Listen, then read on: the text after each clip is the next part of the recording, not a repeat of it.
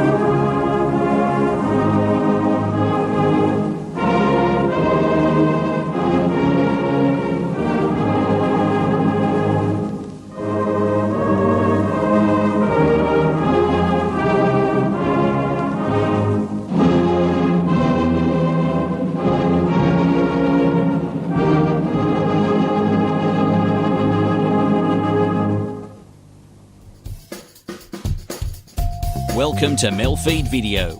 We are commencing a live web stream service via youtube.com from Echuca, Australia.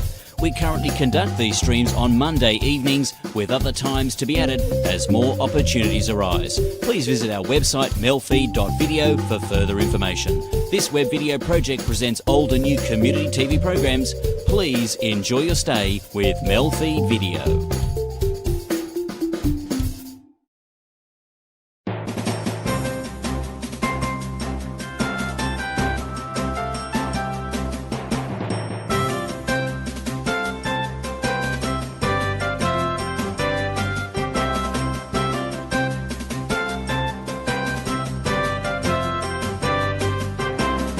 Hello and welcome to NAT Chat. I'm Mirella Rich. Today our guest is Dr. Augustine Doronilla, who's an environmental scientist. Welcome to the program, Dr. Augustine. Thank you, Mirella. It's lovely to have you here. Now, can you tell us a little bit about climate change? I've just got to read a bit of a quote first from, I think it was Pope Benedict. He said, "If humans truly want peace, they need to live in peace and harmony with nature. Experience shows that disregard for the environment always harms human coexistence, and vice versa." That was from Pope Benedict in a letter to Eastern Orthodox Patriarch Bartholomew. So in that respect, can you kind of educate some of the viewers about climate change? Because some people really don't have any idea what all this talk is about. Yes, okay. It's a very good question to ask, because it's very much in the public profile, and sometimes we cannot see the trees from the woods, from the forest in many ways. But the fact that Pope Francis last year essentially said that climate change exists, it's not. He didn't say it because he's the Pope. He said it because he sought the advice of climate scientists, because there is a whole group of scientists whose expertise is really trying to understand the weather, the atmosphere, if you like. I'm not an atmospheric scientist, but then I inform myself so that I understand what they're saying, and there is a very, very strong evidence. Because remember, scientists, what we do is we try to understand what happens, what is a natural phenomena, if you like. And so most of the time, actually, what we do is to try to disprove whether this exists or not. Yeah. But this body of scientists have very much overwhelmingly demonstrated that there is something happening to the weather which is really creating a serious problem that is to the detriment of not only the planet, but all the people in this planet. So in many ways, the Pope is saying, well, from what I understand is happening, what the science is trying to tell us, we have to do something about it, because if we do not do something, that most likely in our lifetime we will see that the planet will be so uninhabitable for millions and millions of people, and also for most of the living creatures on this planet. So if you like, the simplest analogy you can say about what's happening to the planet is, because we have been using a lot of fossil fuel, we're releasing a lot of carbon dioxide into the atmosphere. And so what happens is the radiation from the sun heats up this carbon dioxide, because the carbon dioxide and water vapor are very good at storing heat. So it's creating like what we know as the greenhouse effect. So another good example is, you know, when you put your food in the microwave oven, isn't it? You expose your food to microwaves, which is a form of energy. But in the case of the sun, it's the infrared that excites the carbon dioxide molecules, and it really holds the heat. So if you like, if you compare the planet to a person, you know, if you have a fever, you know, that's 1 or 2 degrees above our normal body temperature, we feel a bit sick, and usually it speeds up the body process. But you feel that your body you're warm. But it's the same thing with the planet. The average temperature has gone up 1 or 2 degrees, and that heats everything up. And what happens if that temperature, the average temperature of the planet goes up by more than that, it's like someone with a fever that's more than 2 degrees, and you literally cook the body, you know. So different processes. So it's like we're cooking, like the planet's cooking, it's burning up. So that's the same with the microwave oven. You know, obviously it's a different form of energy, but essentially you're heating everything up, so you cook that thing. And what sort of things can we do as individuals to stop the planet heating up? Because we understand that this heating up of the planet has been because we've been burning a lot of what we call the fossil fuels, the oil, coal, that's been locked up underneath the surface of the planet for millions of years to form this real, if you like, reserve of the carbon dioxide that's been taken out of the air and locked up there, where it's not going to, if you like, absorb the heat from the sun. So what we're trying to do is trying to reduce that release, but and also allow the locking up those greenhouse gases back into a form which doesn't allow this heating up process. So one good example, if you like, is eating less meat, because nowadays the world has, in one sense, become much more a global planet. You know, Go vegan. So you know, like it's interesting. The Pope was saying that you know, if all Catholics, for example, it's a very simple example. If we all gave up meat on the Friday every Friday of the year, that would contribute in reducing the amount of carbon dioxide that goes up in the air, because a lot of what we eat as meat is because we have to clear a lot of land in order to grow soybeans to feed to the cows.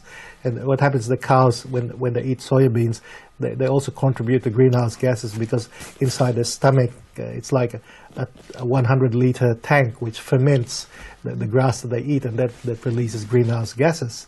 Wow. And so by reducing the number of cows that are actually being farmed, you're reducing the release of a significant amount of greenhouse gases. They say that the greenhouse gases released by cows is more than the greenhouse gas released by cars on the road all around the world. So it's quite significant. Gee. So even the fact of eating less meat is already going to do something to reduce that further release of these greenhouse gases. Yeah, no, because a lot of raw vegans on YouTube and everywhere are always talking about, hey, if you go raw vegan, you'll help the environment. Yeah, it's interesting to know the reasons how. It's a very, the mathematics of it is also very, the science of it is very simple, you know. So something's got to be released. That's beautiful. Anyway, we're about to go to a break now, but we'll continue with more and talk about as well what you're giving lectures on as well now. You're watching NAT Chat. Stay with us. We'll be back very shortly.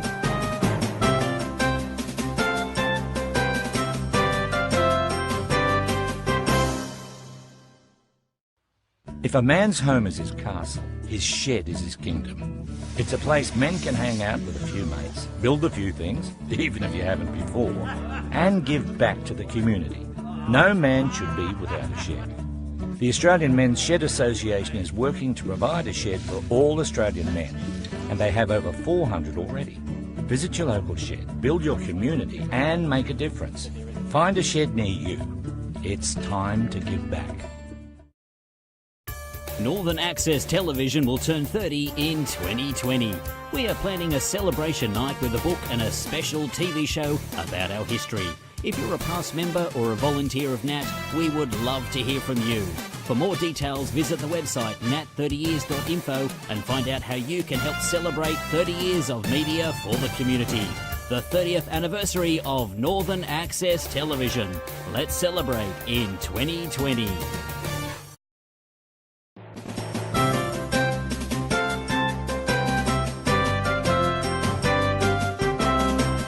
Hello and welcome back to NAT Chat. I'm Mirella Rich. Our guest is Dr. Augustine Doronilla, who is an environmental scientist.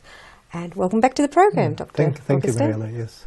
Now, can you tell us a little bit about what you're actually lecturing in? What sort of things are you talking to your students about in the environment? Yes, I'll take it a bit further because over these last few years I've had the good fortune to be invited to the Philippines, a third world country, which there is also a big problem with poverty because they have a lot of natural resources, but they are being exploited in a way that really very few people from benefit. And one of the problems is a lot of people live out in, let's say, in a mountain or in villages all around these little islands. And it so happens that underneath their villages there might be a whole lot of gold or nickel or copper. So the mining companies have to go there. I mean, it's very simple. They have to dig a hole in the ground. It happens the people that lived, or the forest that was on top of the hole of the ground, have to be sent away, isn't it? In order to create this hole in the ground.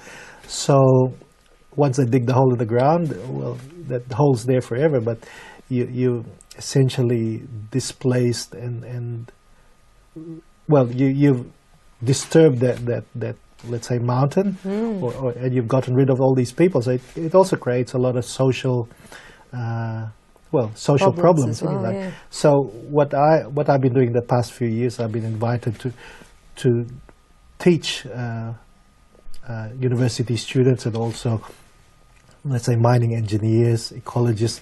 What are the things that we can do in order to stop the harm that's created? Because whether you like it or not, you create a hole in the ground, and that's going to be there forever.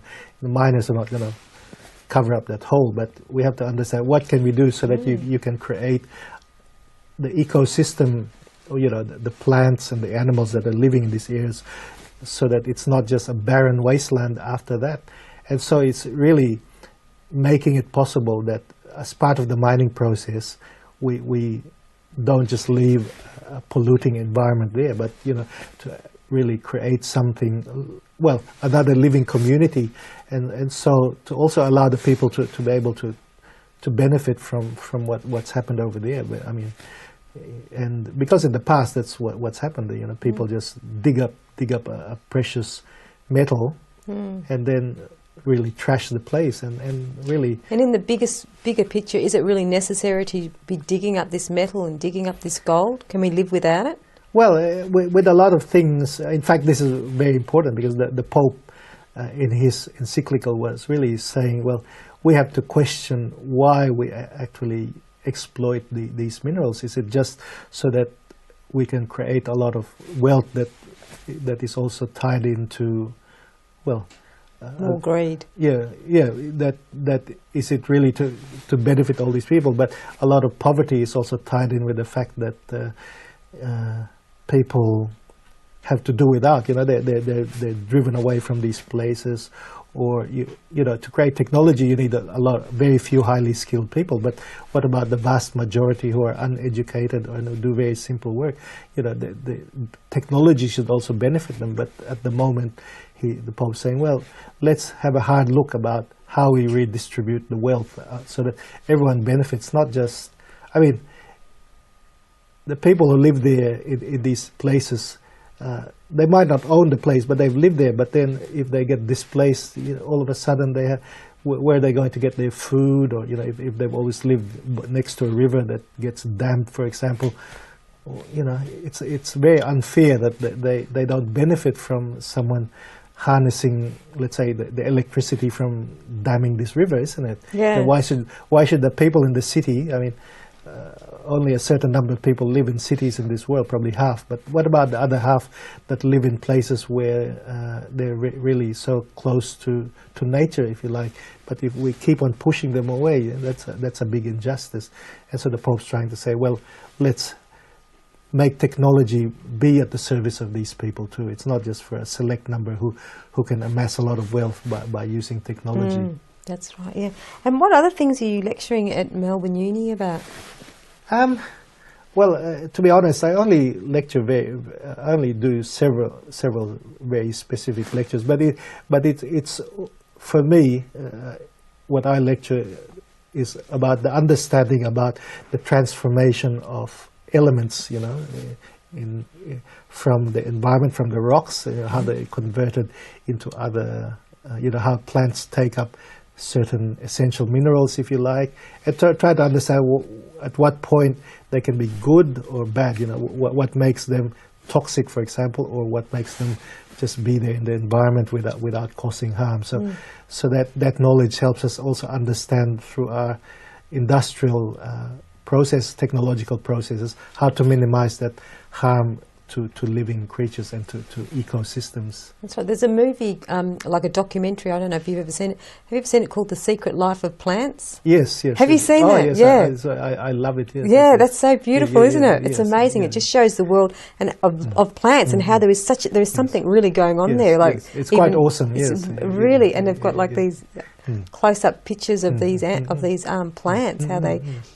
Some eat, take hold of other plants, and it's like a real war going on almost amongst the plants. That's right. You can speed up something that looks like it's just doing nothing. Yeah. But all living creatures move. Yeah. Some faster than the others, obviously. Yeah.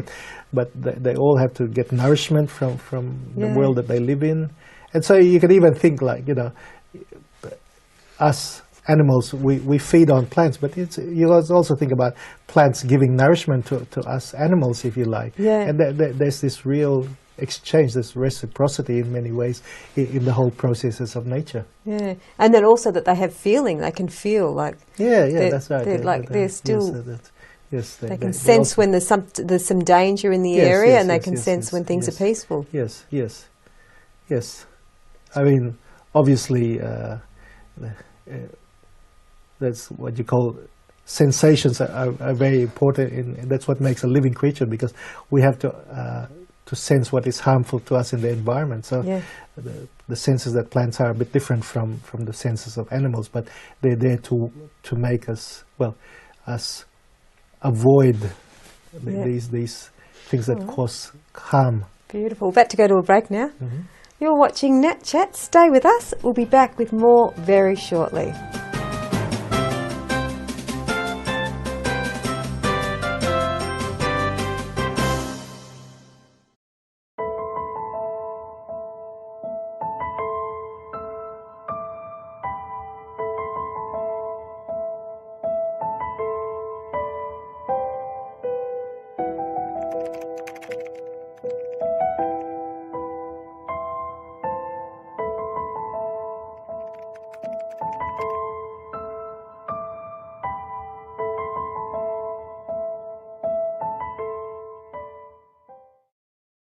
Every time you shop, the choices you make affect our community. It is important to select Australian products made by Aussie-owned companies. Our food security means quality and peace of mind. Your purchasing power keeps your dollars multiplying in our economy, keeping jobs, profits and decisions being made right here, which is better for your children. So the next time you buy, look for the AusBuy logo. It makes all the difference.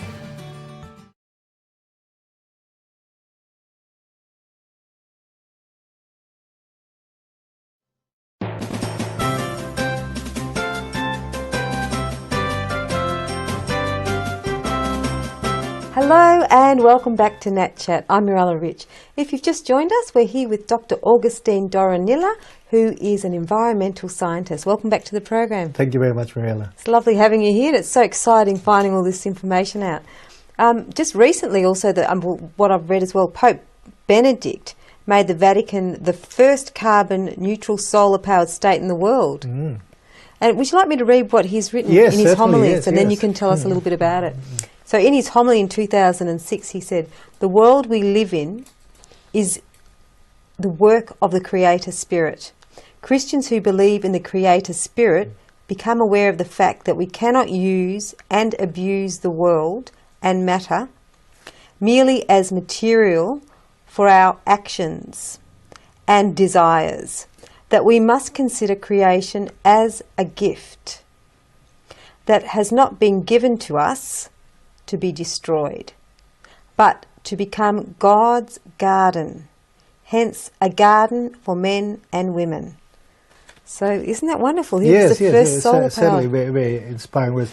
Well, I think, earlier we talked about how people considered Pope Francis as the Green Pope, but what we've come to realize is this whole thinking about caring for the planet, if you like, has been a recurring theme since Pope John Paul II, because they've really had a hard look at the fact that today's modern world has been one in which we've been unleashing a lot of energy, if you like.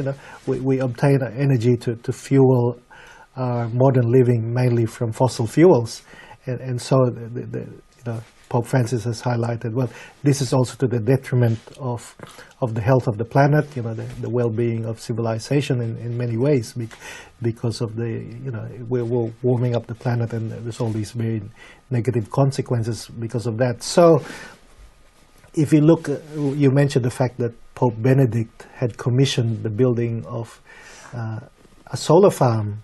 So the Vatican State being the smallest sort of nation on the planet, if you like, Pope Benedict, together with a big consortium, a big solar company, constructed one on one of the Vatican lands north of Rome, and so they built a solar farm, which is quite state-of-the-art, and so it essentially generates enough electricity, which is the equivalent of a power station that could service,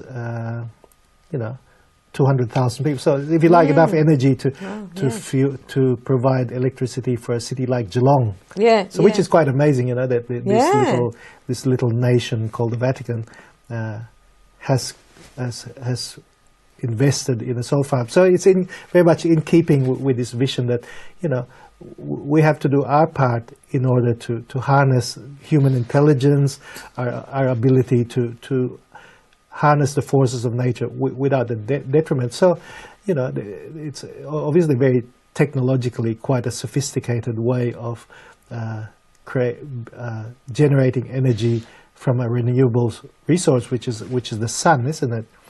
And the other thing is the biggest meeting hall in the Vatican itself, which is the Nervi Hall.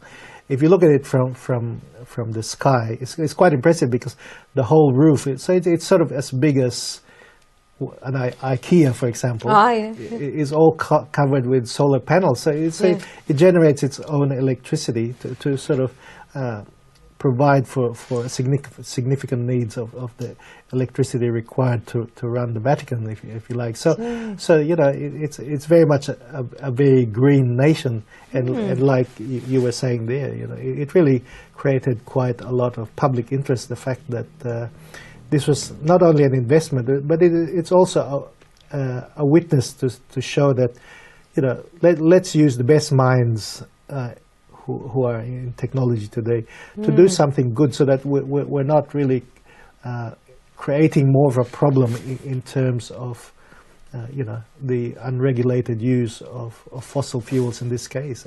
But then it's also highlighting the fact that if we use the world's resources just to create wealth, we're really, we have serious environmental problems about pollution of many sorts.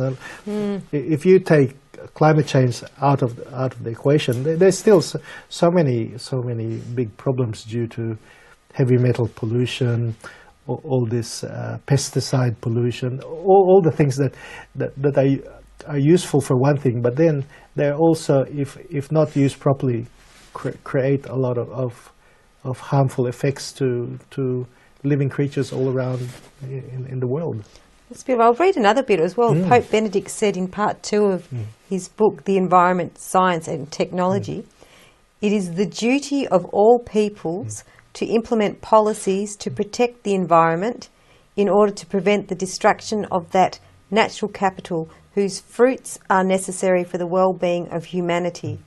So I guess there's something we can all do. It's kind of like calling us all to come back to nature, to become much more natural human beings, you know, to do more things outdoors, to eat more fruit from the trees and live off the land, you know, isn't it? Would be a lot, you know, would help a lot.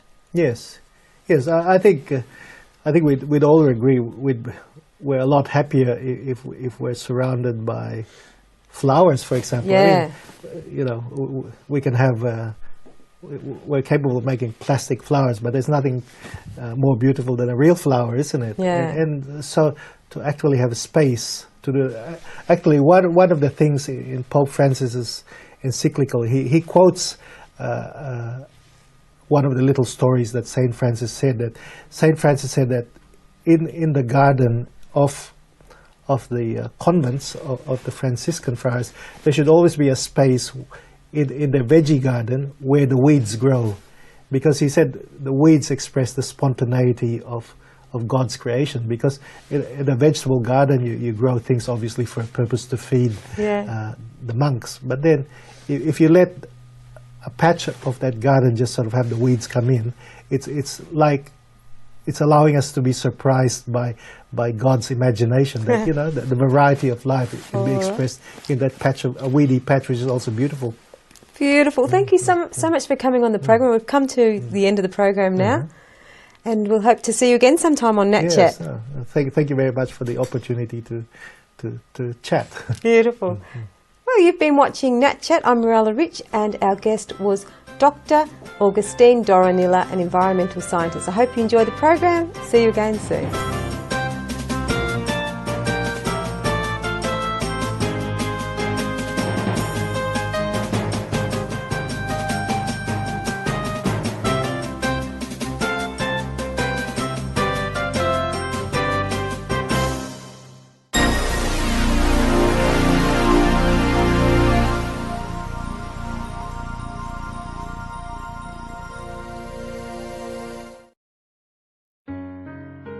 You're there when they can't sleep. You're there when they forget. But who's there when they're at school? Asthma can be serious. It affects 1 in 10 Australians and claims 400 lives each year. Does anyone at your school know what to do in an asthma emergency? Log on to asthmafriendlyschools.org.au and find out if your school is asthma friendly. Shouldn't every school be asthma friendly?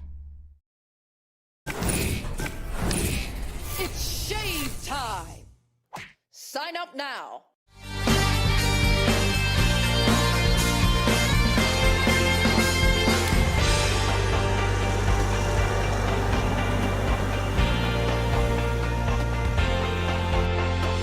Live streamed from Echuca each week, this is MELfeed Video, a different sort of TV.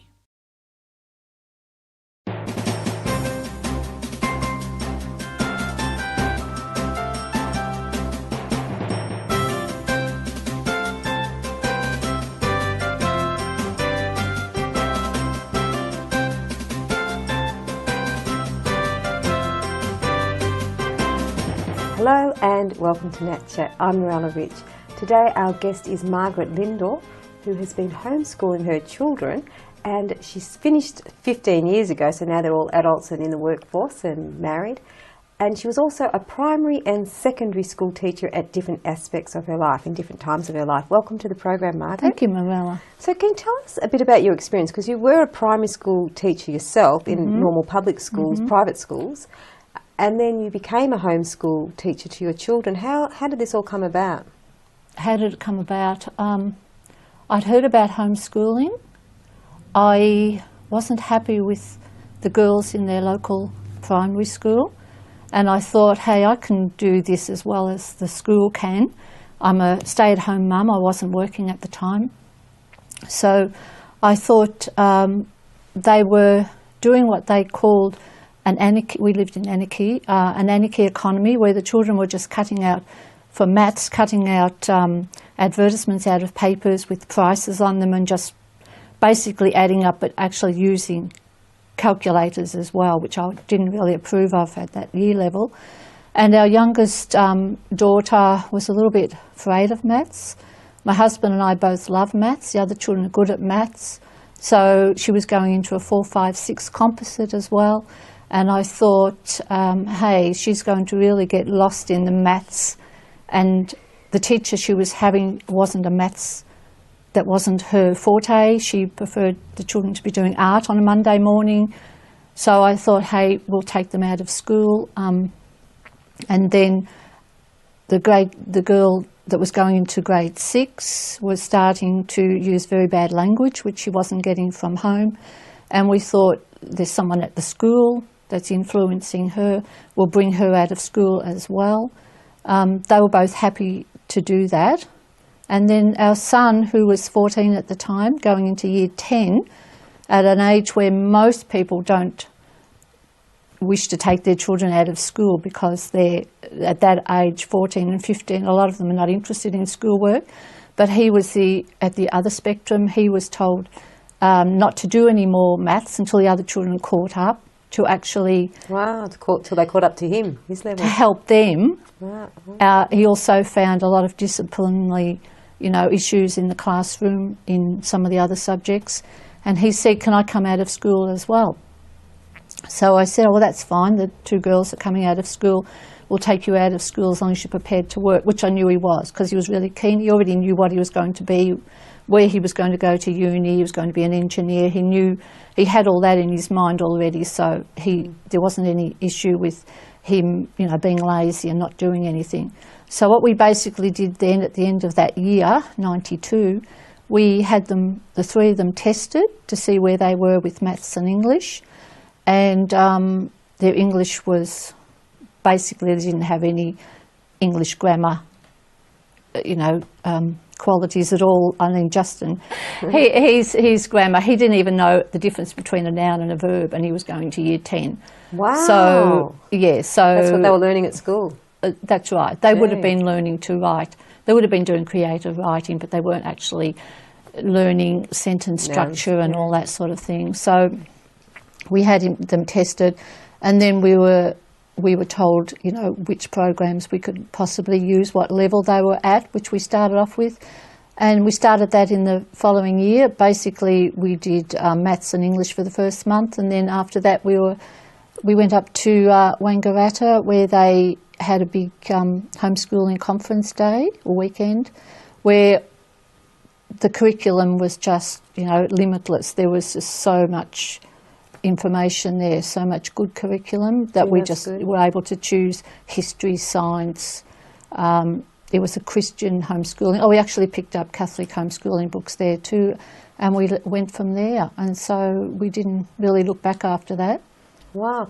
And was it hard for them to adjust from coming out of school to actually being homeschooled, because they would have left their friends and their peer groups? Yes. It took... Well, we were told by the woman who tested them that it would take, because they'd been schooled, it would take most likely about 18 months for them to get into the homeschooling routine. Yeah. And I remember in the first year with the 2 girls especially saying, I'm going to ring up the teacher and you're going back to school if you don't, knuckle down and do what you're told to do. Yeah. And but, we got over that and we came through that. And the 2 girls, the youngest 2, were very different. The older one, who was then 11, she was very, very particular. It was like I was the teacher and she would have the white out there. So if she made a mistake, she'd white it all out and do it all. She was very, very particular. The younger one, because Mum was the only one correcting her work, was a lot more slap happy, like a bit relaxed about it. A bit more relaxed about it. And the other reason why we took her out of school was not just the maths but the reading. She didn't like reading, which I found that to be rather unusual as well. So one of my criteria, we had a very set schedule, one of my criteria was she was going to read to me for 20 minutes, half an hour every day.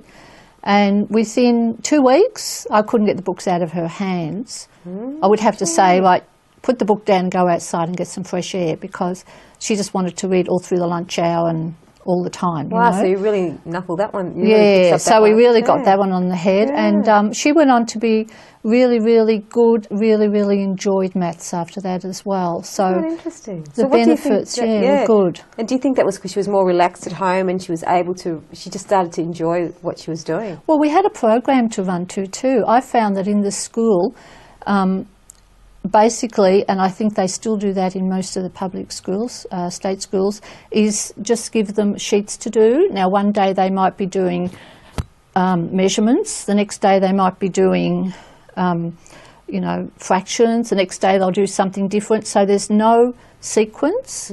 One of the issues that I have with the maths curriculum is it doesn't follow sequentially. Children are just given sheets. There's not a lot of revision, and I think she just didn't enjoy that. But with a book, you know, your own book that you write in every day, and you can see learning new stuff every day, revising what you've already learnt, they were able to progress at their own rate, and you know, no issues. Yeah, and all right, we'll have to go to a break now, but we'll continue with that. You're watching NAT Chat. Stay with us. We'll be back with more very shortly.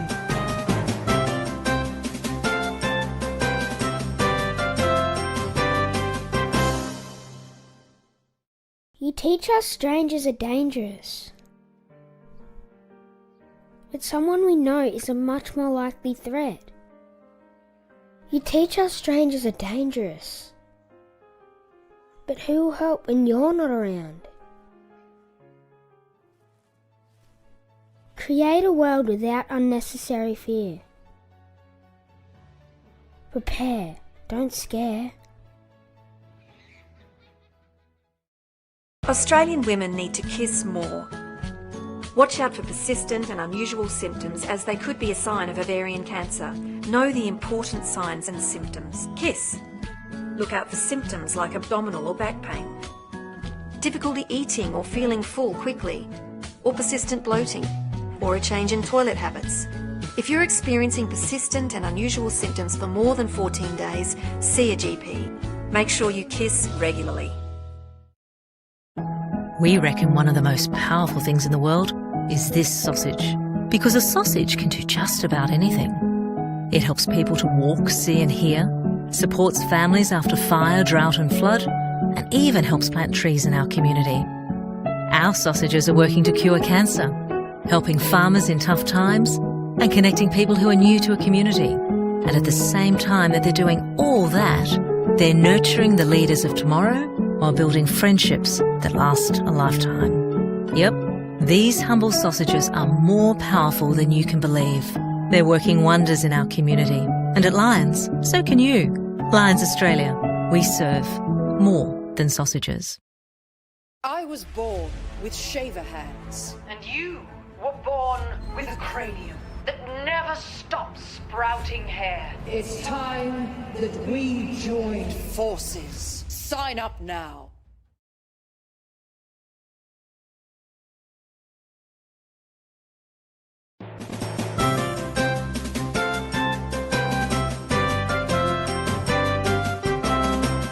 Hello and welcome back to Nat Chat. I'm Mirella Rich. If you've just joined us, we're here with Margaret Lindorf, who was a homeschool mum to 3 of her 5 children, and she was also a primary school and secondary school teacher at different intervals in her life. Welcome back to the program, Thanks, Margaret. Mirella. Now, you homeschooled 3 of the children, so 2 of them just went on to normal school. So did you have to drive them to school and come back and homeschool the other children, or how did that work? I only drove them to a bus stop, which was about, we live in the country, 3 k's away to a bus stop, pick them up again in the evening. Okay. And did the older ones want to homeschool, or you were happy with them staying at school at that time? The eldest girl had already gone to university in Melbourne, in Ballarat, I should say. Yeah. So she was living in Ballarat, so she wasn't at home then right. when she left school. And the next child was going into year 12 locally. He would have liked to have been homeschooled, but we thought about it for year 12, but because it's VCE and it's a 2-year course, we said, stay on at school and finish your schooling. But he was influenced by the homeschooling more than our daughter, because he was home in the evening, and when he had days off he could see just the difference with homeschooling than being at school. I remember him saying to me when he had a day off working there with the others, saying, "Oh, this is really good," he said. When we go to school, the teacher does most of the talking and then tells us what we have to do for homework. So when we come home at 5 o'clock, we have to turn around and do what I could have been doing during the daytime. That's so he noticed the difference with that, whereas the homeschooler doesn't have any homework after tea. They've done all their written work during the daytime. Isn't that beautiful? And did you find, because yourself being a teacher, what did you see the difference was with teaching just 3 of your children as opposed to teaching a class of 30? How could you see the difference as well, the benefits of homeschooling? Well, it's more one-on-one, even though there were 3. Our eldest son basically worked on his own because he's quite bright, and he was able to just go ahead and do his own work to a certain extent. We said prayers in the morning. We started usually at 9 o'clock, and we used to start with prayers, and they enjoyed that in the first year, actually gathering together a list of prayers. So he typed out a list of prayers, so we'd choose 2 or 3 out of those prayers to use each morning, and then of course we'd stop for the Angelus, and so he was basically working on his own, and the girls basically worked on their own in their maths and English, but we often did science and the social studies, geography, history subjects together. So it's a lot different. You're not standing up there in front of a class teaching, you're more teaching on a one-on-one. And if I had to do any extra work with one of them, we'd just go into another room so as not to disturb the others that were working. Yes. And how did you organise your structure of your day? Like, did you have a sort of a routine every day that you stuck to keep everything on track, or did it change? No, we did. I think that comes from being a teacher. I know other homeschoolers who are not in the teaching profession more likely to allow the children to work whenever they wish to, like do whatever subjects they want to at any time, as long as they get it all finished in a day. But we basically did maths together at the same time, literacy, and then left the afternoon for art, science, music and those subjects. And usually finished between 3:30 to 4 o'clock each day. Right. And one of your eldest got very high score as well, didn't she, after being homeschooled when she did HSC? Our youngest, well, they went to university through different channels. Do you want me to speak about that? Yeah. The son who only did year 10, 11 and 12, who knew what he wanted to be, and he knew he wanted to go to RMIT, he actually did his own, he did the maths and English and all the other subjects in years 10 and 11, and then in year 12 he did the physics, chemistry and maths. Instead of doing the same maths program, progressing on to the next maths program, he actually started doing, he did the basic electronics course from the RMIT off campus, correspondence. He did the maths 1E and maths 2E, which may have changed its name now, as part of the associate diploma of electronics. So he did that in preparation to going into electronics at the RMIT. And then at the end of the year, he had made circuit diagrams as well. Yeah. So when he went for an interview at the end of the year, he'd done the SAT. Do you know what that is? The Scholastic Aptitude Test, which is set all throughout the world at the same time every 3 months or so. He sat for that and got very high scores in the SAT 1, and he also sat for SAT 2, which was maths and physics, I think. So he was able to present these scores at his interview, along with the circuit he'd made, along with these other subjects he'd done by correspondence. Yeah. And within about 5 minutes, they called us into the room and said he's already got a place, which was like about quick. 3 or 4 weeks before the others heard. The other so children, they were really impressed. See? Yeah. You've done a great job. They were a little bit concerned because he was homeschooled, even though for only 3 years, that he may not socially fit in with the rest of but he had no issues fitting in socially, and he'd learnt a lot from homeschooling, especially in the grammar. Yeah. Whereas he had done a very intensive grammar.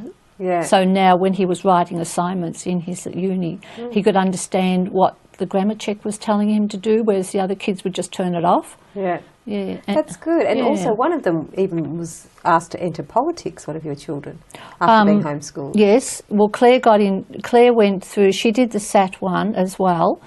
She went for an interview at the university in Ballarat to become a teacher, and all she had to do was write an essay and show her results.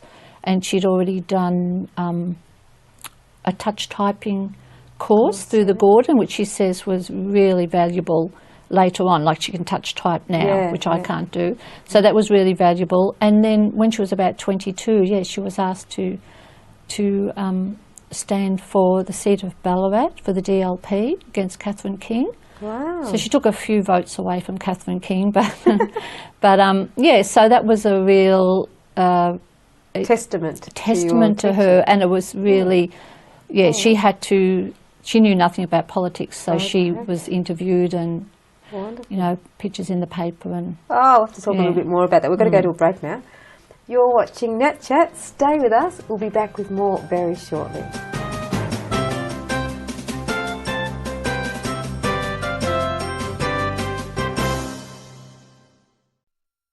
We always liked to play chess together ever since we were little. He was always a better player than me. When I was diagnosed with Pompei's disease in 2002, I was told that my life expectancy was going to be poor, and my condition deteriorated rapidly before I was able to start treatment. My brother and I both suffered from the disease. But now I consider myself the fortunate one. My brother spent the last 2 years of his life in hospital. He didn't have access to this wonderful treatment that should be available to everybody. The world just keeps getting smaller as you progressively lose the ability to walk. So your world shrinks, and then gradually you realise, I haven't been to the supermarket in 6 months. I'm 59 now, and every year I can see my daughter grow up is a blessing. I believe my treatment's made this possible. To learn more and help those living with Pompei's disease, register at australianpompeii.com. It's always been my dream to represent Australia in the Olympics. Epilepsy affects nearly 250,000 Australians. Like me, most people have their seizures controlled with medication. Even today, people with epilepsy face incredible discrimination, but this prejudice is just another obstacle we can overcome. We're just as capable as anyone else, and often we have to be stronger. I promise I'll do my best for Australia. Will you do your best for me? Are you playing renovation roulette? I'm John Jarrett, and I know that deadly asbestos lies hidden in 1/3 of Aussie homes. It can be found in any home built or renovated before 1987. Lurking in walls, under floor covering, behind tiles, in roofing. Asbestos, it was used everywhere. So if you're a renovator or a tradie, you could be risking your life and the lives of others. Remember, go slow. Asbestos, it's a no-go. Visit asbestosawareness.com.au to learn what you need to know.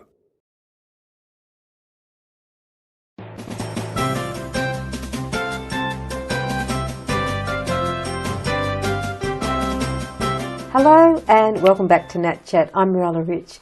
Today our guest is Margaret Lindorf, if you've just joined us, and she was a homeschool teacher. Also, she was a primary and secondary school teacher in private schools, but in the interim when she wasn't homeschooling. Welcome back to the program. Thanks, Mirella. Now, could you tell us a little bit about your education as a teacher? Did you find that helped you teach your own children? That's one. And also, do you think all homeschool teachers have to be educated and have a degree in teaching to teach their own children? In answer to the first question, I didn't learn a great deal. I've heard since that the reason why people go to Teachers College is to learn how to cope with a large number of children rather than just one-on-one like you would at home. Like a mother at home bringing up her children up until the age of 5 copes quite well with teaching them, you know, the basics, and even the basics in, you know, maths, how to count, colours and all that sort of thing. So it's really being able to control a large class of children that you actually are taught in the Teachers College. Okay. So anybody is capable. I shouldn't say anybody.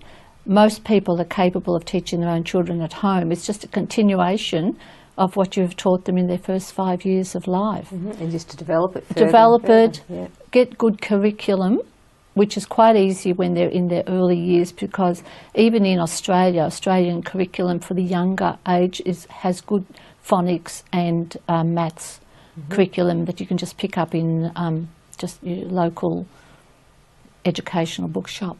And did you follow any particular curriculum with your children? Did you aspire to any of the, because there's a lot of different curriculum courses out there for children. Did you aspire to one, or did you just grab books for their age and their grade? We did use some Australian curriculum, but we found, especially for social studies, because if you are choosing, which we did, a lot of American curriculum, there's not a lot about Australian studies. So there are some good Australian social studies books that we used, and also we basically used American curriculum for the maths and the literacy, science, history, geography. It was American that we mainly used the Becker. What's it called? Abeka, A-B-E-K-A, which is available in Canberra, from Canberra. Is that a Christian curriculum? It's a curriculum. Yeah.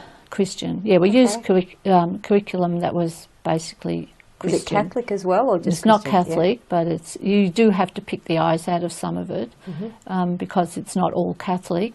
But we also used the Faith and Life series, Catholic, you know, for our religious studies. And did you find morally the children are different that are homeschooled, morally with their morals and values, that they're different from children that are at public schools or private schools as opposed to homeschools? Do you notice that difference being a teacher yourself and meeting homeschool children? Well, if you've got your own children at home and you're teaching them your values, they're not as likely to be influenced by bad behaviour and swearing and whatever else goes on in the public schools. So that influence disappears after a while, which it did with ours. Like their values were more like the values of their parents, like good values, rather than, you know, like any homeschooled child, their example is coming from their parents rather than from their peers. So there's a lot of peer pressure at school, you know, to conform. Because there was a quote you had of George Washington too, wasn't there? George Washington saying something about... George Washington, yes, he said that it is better to be alone than to be in bad company. So, you know, it's really important, like it gets onto this aspect of socialisation. Socialise, you know, everyone wants to be social beings. We are social beings. Everyone wants to be socialised, but it depends on the type of socialisation.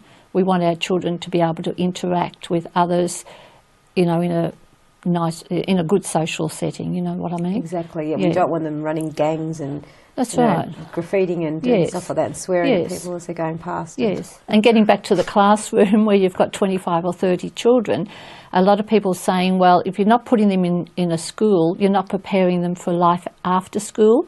Whereas in actual fact, if you think about it, how many of us after we leave school are meeting and mixing with 25 other people of the same age group? We're not. We're mixing with all different age groups. And I always found that when we were in the company of children who come from homeschooling families, where they will, interact with adults, younger children. You know, you'll see a 16, 17-year-old boy holding on to his, nursing his, 18-month-old baby brother or sister. And a lot of home children in the public system sort of look upon that as, not cool. Yeah.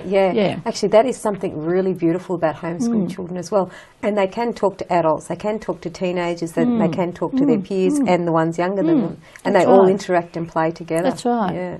And you will get people ask about homeschooled children shy, but I mean that's just personality. You'll get homeschooled children, I know, who are shy, and you'll get homeschooled children who are outgoing, and vice versa in the school system. A lot of children going to school now, they don't like school. You say to them, "Well, how's school?" "Oh, don't really like school that much." So. And a lot of them are shy as well, and they haven't got that confidence. And also, you were saying off camera that I think it was Claire, one of your children, anyway. They went to university, and so you tell the story. No, well, when our daughter was at university, she evidently put up her hand the first or second day and asked a question in the big lecture room where all the other people were. And some 6 months later, one of her friends said to her, "Claire, I can't believe you put up your hand." And Claire said, "Why?" She said, "Oh, I'd never put up my hand in a class of all these people that I didn't know." So because she'd been homeschooled for 7 years, she wasn't under that peer pressure culture. To her, "Oh, well, I need to know an answer. I'll put up my hand and ask a question." It didn't cross her mind that the others would all be thinking. So beautiful. Yes. Would you like to come back? We'll continue on this conversation next week. Okay, thank you. Thanks, you so Marella. much. You've been watching NAT Chat. Our guest was Margaret Lindorf, and we'll see you again next week.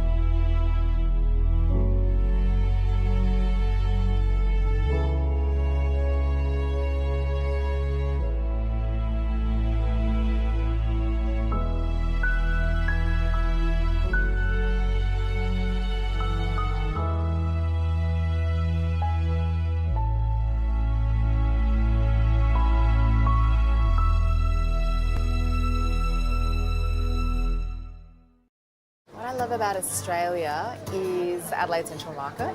It's where I grew up, hanging out with Mum and great Auntie Kim. I see a lot of migrants buying ingredients that they need to cook dishes that remind them of their culture. And I think that's why food is such a powerful thing when it comes to people understanding each other. On Australia Day, I'm going to come to the market, buy some beautiful produce, take it home, crank out the pizza oven and have a little pool party with my mates. Get together on Australia Day. Go to australiaday.org.au to find out how.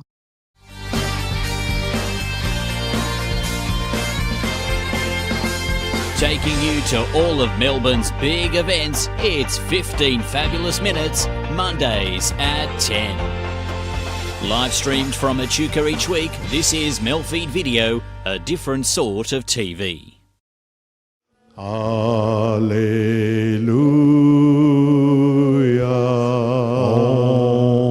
Om Mani Padme. Om Allah.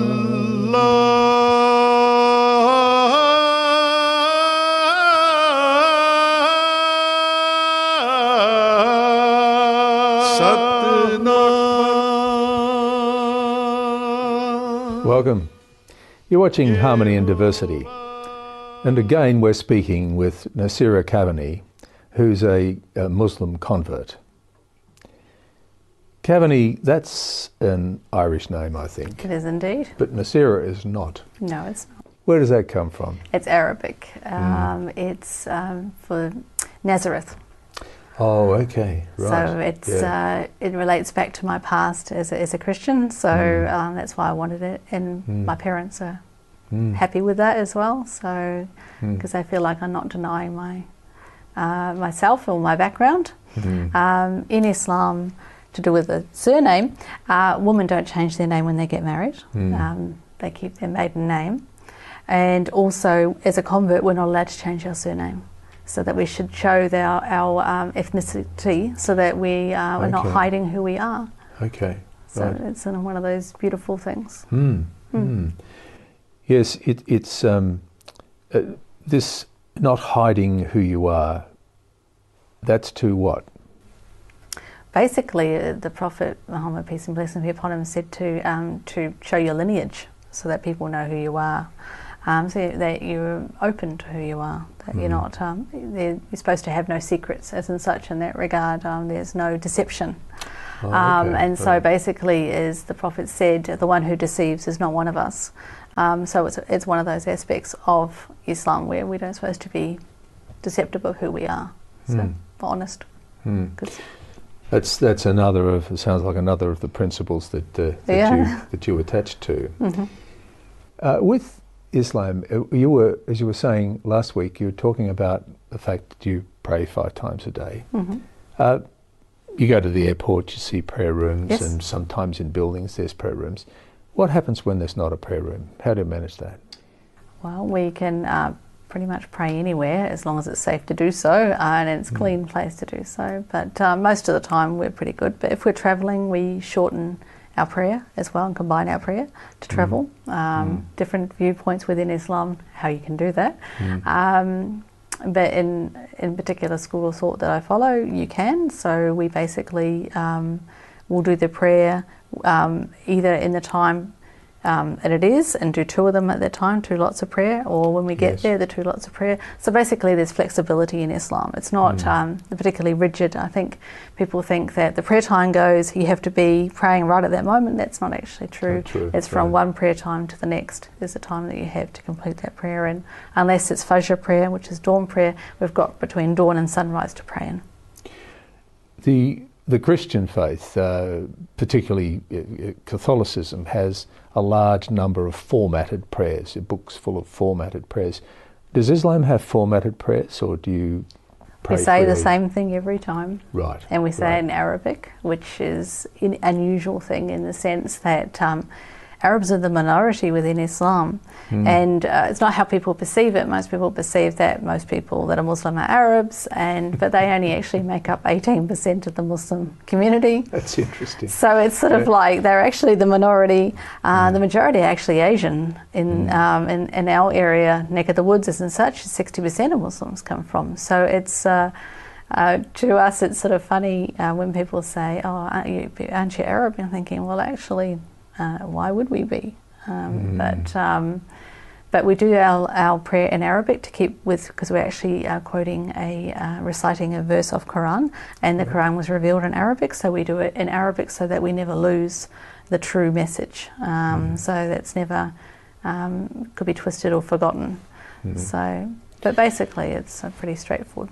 Are you able to translate that prayer into English to give an idea? Indeed. Yeah. You want me to say yes, it? Yes, please. Okay. Give us an idea of what it is. Yeah. So we say, in the name of God, the most gracious, the most merciful. Praise be to God, Lord of the worlds, the most gracious, the most merciful, the owner of the day of judgment. You alone we worship, you alone we ask for help. Guide us to the straight path, the path of those who has your favour, not those who have earned your wrath, nor those who have gone astray. Amen. That's it. So really we're not up to anything in what we're saying. We're not cursing anyone or planning anything. We're actually just praying to God for His help and His guidance. Yeah. Yes. But I think some people think that when we're in the mosque and we've got our heads down, we're doing something, I don't know what, but that's basically all we're doing is submitting our will to God. We get on the ground, put our head on the ground as a form of humility, that we are talking to our Creator. why not be humble before him? And the most humble place you can be is on your head, on the ground. Right. So it is an act of humility. So is that same prayer is said 5 times, or are there, so that's... So basically each prayer has a certain amount of units within that prayer. So each unit that we say Al-Fatiha, which is what I just said in English, so we say that in Arabic for each unit of prayer. And so that means that because of time difference, etc., at any one time there are people saying that prayer somewhere. Yes, in the world, yes.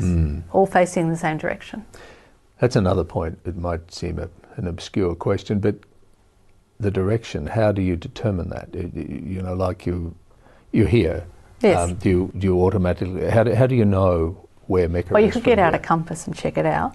But now these days it's even on the iPad. They actually have a application to actually find where the Kaaba is.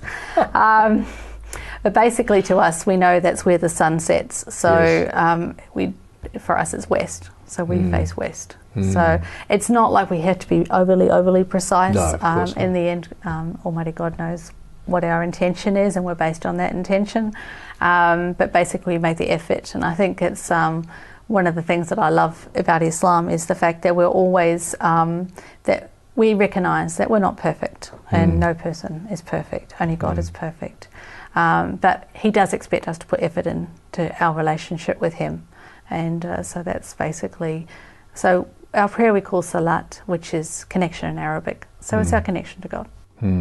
Which you repeat 5 times a day as a sign of devotion.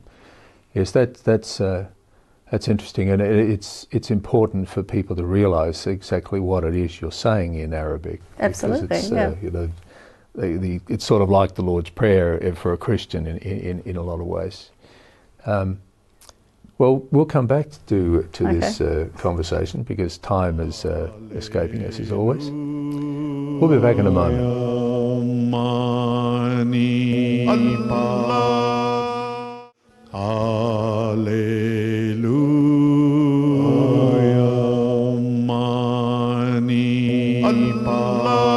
Welcome back. You're watching Harmony and Diversity, and we're speaking to Nasira Kavanagh, who's a convert to Islam. Now, you're a woman. Indeed. Tell us about women in Islam. You go to the mosque. What happens then? Well, there usually is a women's section. To be honest, there are some mosques that do not allow women to go in there, even though that's contrary to the teachings of Islam. But they do it that way. They'll say, oh, there's not enough room, or there's whatever reason they forgive. But the general rule there is usually a women's section, or women pray directly behind the men. But there are some people that carry a more of a cultural concept within that they, I don't know what we're going to do to them, but anyway, they don't like women present and they feel awkward about it. The idea, of course, is having them separated in the prayer is so that we don't get distracted. I think one of the big things that when I do tours of the masjid is that I tell the people that the reason why women pray behind the men is not that they're inferior to the men, but it's an act of modesty, because we bend over when we pray. So if we're in front of the men, then, well, you know, we've got someone else checking us up from behind. So basically it's just as an act of respect for women. Yes. And also it's not compulsory for a woman to pray in the mosque, whereas for a man it is. So that's where the differences come as well. So for them, from their point of view, they're saying, well, it's better for you to pray at home, so they don't leave any room for the woman in the mosque. But of course, there's sometimes when you're out and about that you really want to go and pray, and it's really frustrating if you come across a mosque where women are not allowed. So let's take that point about men having to pray in the mosque.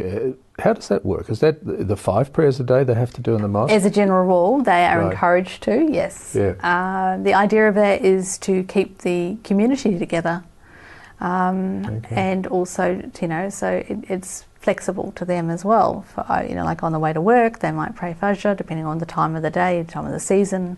You know, like at lunchtime, they might pop down. So and pray during that time. But a lot of the time you do notice within Australia there's very few men actually turn up during the day, except for Jumu'ah prayer on a Friday. And that's possibly the only reason. It would be just a lack of time and opportunity more than, whereas in overseas in a Muslim majority country, of course, you have the call to prayer. People expect you to go and pray. Yes. Whereas here it's a lot more harder to do so. So someone that is committed to their faith, they're going to try their best to do it. But, you know, we all know that it's not as easy as that sometimes. No, no. So a man, say, working in a factory, for example. They might pray in a room at work. So they'd need to go to the room, though. As a general rule. I mean, it looks funny if we get up on our desk and we, but right. so, I mean, I pray in a storeroom, but it's just, you know, it's anywhere, it's clean, anywhere that's quiet enough that we can concentrate and really, because our prayer is a bit of like a meditation as well, you know, because you're just basically being in the presence of God and you're asking Him for help and His guidance and asking for forgiveness and how to improve ourselves as a person as well. So it's a whole thing to us. So to have that time, quiet time with God is actually vitally important. Now, Islam has some spin-off things, I use that term with respect, something like, say, Islamic banking, the whole banking process. Does that grow out of the Quran, or is that... Because it's to avoid interest. Yes. So in the Quran it mentions that we can't receive interest, and in the Hadith it also mentions we shouldn't pay interest as well. And obviously interest can really put people into financial difficulty. Yes. So it's another form of social justice issues that Islam is so big on. You know, a lot of people, when they think of Sharia, they think of punishments and things. They don't think of social justice issues or public health system or public schooling or things like that that are actually part of the whole system of Islam. They think of just one little tiny small portion of it. How does the banking work? Do you know much about that? Not really, to be honest, unfortunately. I probably shouldn't have asked you that question then, should I? Well, in actual fact, I was supposed to be doing a study on that one and I haven't actually got around to it. But that's, on my list of things to do. But there's no interest. That's the main thing, pretty much it, Yes. I think the person who's advancing the money takes equity. Well, basically, that's right. They have a portion of that. Yes. So the thing which keeps coming through, and now we're reflecting back on the fact that you came from a fairly strict Baptist Christian background, and the thing about Islam was that the value system which sort of grows from it. So the more we talk about it, the more we can see these elements of equality emerging from it. Now, with that preaching, we're in the mosque. What's the preaching look like? Or don't well, basically for the normal prayer, he just, if it's during the day, he does it silently. So we don't hear anything apart from the Allahu Akbar, God is most great. And basically each time we move in our prayer, he says Allahu Akbar, so we know then to follow as and such. On Jumu'ah prayer, on the Friday, he does a sermon on a Friday. So basically if you look at it from the Abrahamic faith, in the sense that Adam, peace be upon him, the first man, was created on a Friday, on the sixth day, which is why our day of worship is on the sixth day. Yes. So it's basically the day of mankind, and so it's a congregation of mankind together. Yeah. Is there anything which grows out like the reading, like say with Christianity, for example, there's Bible study groups, etc. Is there an equivalent of that? He does a study prior to Jumu'ah prayer. About 3/4 of an hour is what I timed him once when I happened to be there. And then he'll do the sermon and he'll do the prayer, and then most people leave. But he also mentioned the other day that he does a lot of different studies for men during the week. His wife does study group for the woman. She's also a scholar of Islam as well, which I found was really interesting. It is interesting. So I think probably the biggest misconception that people have in regards to women in Islam is not so much us covering, but it's actually that they think they were uneducated. Whereas if you look at Islam itself, it teaches women to be Looking educated. at Islam itself, I'm sorry to interrupt you, but we'll pick up this business on women in Islam, but we need to go to a break. We'll be back in a moment.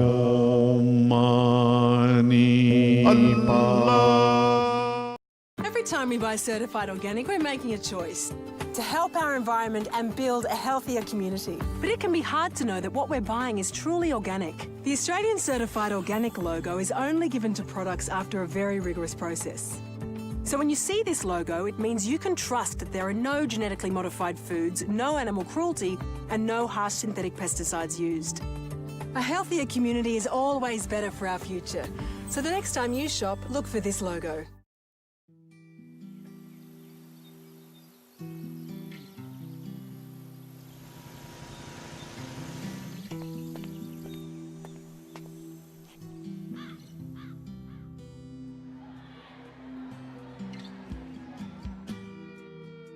Statistics show 1 in 3 girls and 1 in 6 boys will be sexually assaulted before their 18th birthday. Help break the silence on child sexual assault. Go to bravehearts.org.au. Hi, I'm Lane Beachley. Australians have recycled enough printer cartridges to cover Bondi Beach 12 times. That's kept 11,000 tonnes of valuable resources out of landfill. Drop your used original cartridges into the special boxes at participating retail outlets, and they'll be turned into new products from pens to road surfaces. Help us keep up the good work. Find out more at cartridges.planetearth.org. It's barbie season, so it's time for a barbecue safety check. Clean away any grease buildup. Swap systems assure that the bottle inspection is in date. The bottle should be upright and not hanging by the hose. And make sure your regulator and hose is undamaged, unblocked and unkinked. Check connections using soapy water. When done, turn off clockwise at the bottle first. A quick barbie and gas safety check always means a safe and enjoyable summer.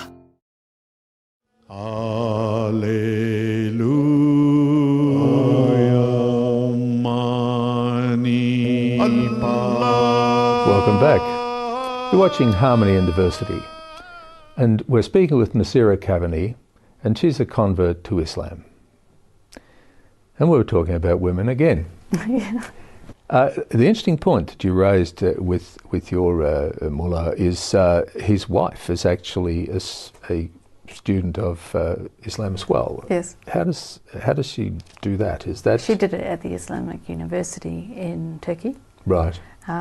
So the same as the men, as in such. So for them, as Turkish people, of course, they have to learn Arabic as well. So they, I think he said he did 6 years of Arabic before, because obviously to read Quran in its purest form, he has to understand it. It's not enough just to recite the Quran; you have to understand the Quran.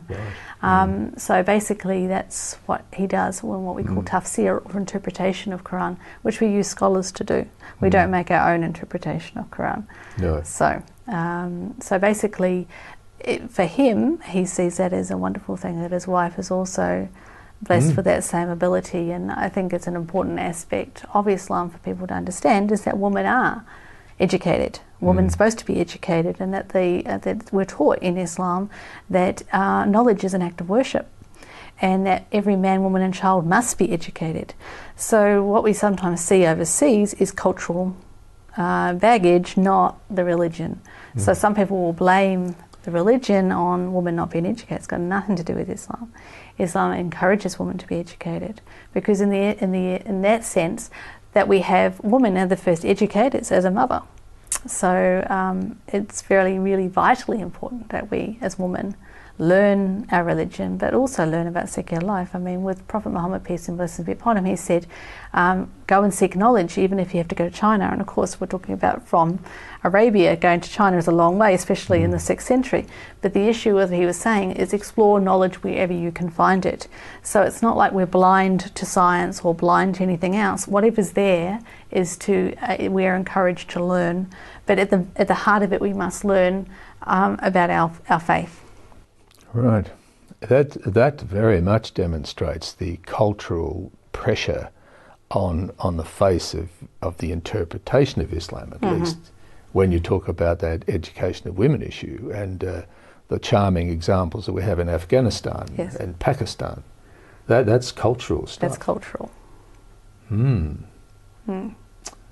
Boy, so even though at any one time there's a whole lot of people praying that prayer that you recited nicely, that doesn't mean that it's pure Islam that's being applied by those people, because of this dichotomy between what is said in the Quran and what is actually practiced by people who call themselves Muslims. Yeah, that's a big issue. How do you feel the media handles this stuff? Now that's opening a Pandora's Absolutely. box. Sometimes I just think they want an exciting story, something that's going to shock everyone, someone that's going to draw them in to listen. Really, the reality is a lot more boring than that, in the sense of we're just pretty normal, everyday people, and we are, the majority of us are educated. But I think the other aspect, talking about in the Muslim world, is that a lot of them don't actually have the opportunity to learn their religion as much as we do here in the West, which is ironic in the sense of people say, oh, but then Western Islam is sugar-coated Islam, it's not the real Islam. In actual fact, what we learn is we're actually learning it from the basic stuff, from Quran and Sunnah, which is the heart of Islam. We're just learning it without the cultural contamination. So a lot of people, and if I'd been paid for every time I've heard this from someone in the Islamic community, I'd be very wealthy, is that I didn't really know Islam until I came to Australia. No, that's interesting. Yes. Because they never had the opportunity to learn. Yes. So the cultural veil's removed from it. Yes. So that if there's going to be a sort of a renaissance in Islam, it's likely on that basis to grow from the Western versions of it, because the cultural elements are being removed from it. Well, the thing is that when you come to Australia and there are so many different ethnic groups, you can't sit there and say your Islam's wrong, my Islam's right. You have to then actually look at Islam itself, what is taught. And that's when people start to open their eyes to, just a minute, I was taught this way, but I didn't realise there was another way of thinking about that. So they get in the different views instead of just being seeing it all through one way. They're actually seeing it from someone else's different way, and it's really interesting in regards to that. And like one of the sisters that I know, and she was talking about because of course we call the prophets of Allah by their Arabic names, and she didn't realise that Jesus was Isa, and she just thought Jesus was the Christian guy. And then, so when she came and she realised that Isa is actually Jesus, it's the same person, and oh, just a minute, that he's ours, as a Muslim, he's a prophet of Islam, and we love and honour him. And it's sort of like, wow, I didn't know that. And she had been raised overseas, and she just it never occurred to her to actually look at it. Good. It was just just little things that you see. So to us as a Muslim community, we're actually really grateful for the opportunity that we have. So I mean, I know that a lot of people say, oh, there's this friction between the West and Islam, but I don't actually see that. I see it as more of gratitude. Yes, okay, some of the morals in Western society, they may say them, but then you'd see that in the Christian community or the Jewish community as well. They may feel the same thing. Yes. It's just life has changed, and as we become more and more secular, things change. But that's not us being angry with Australia, that's just us being disappointed that our society is not upholding the values and that God asked us to uphold. So I think that's what we should be looking at, instead of saying, oh yeah, Islam hates the West. Who am I then as a Western Muslim? Do I hate myself? No.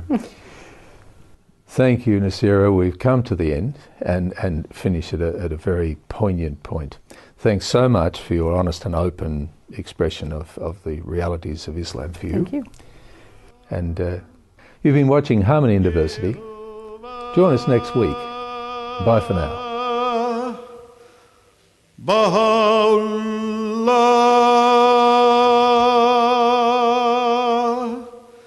Shanti Om,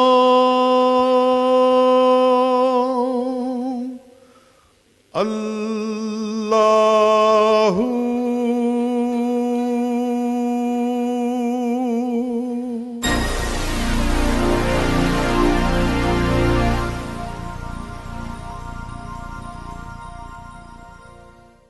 Okay, Sarah, I'm going to order some pathology tests to see how everything's going.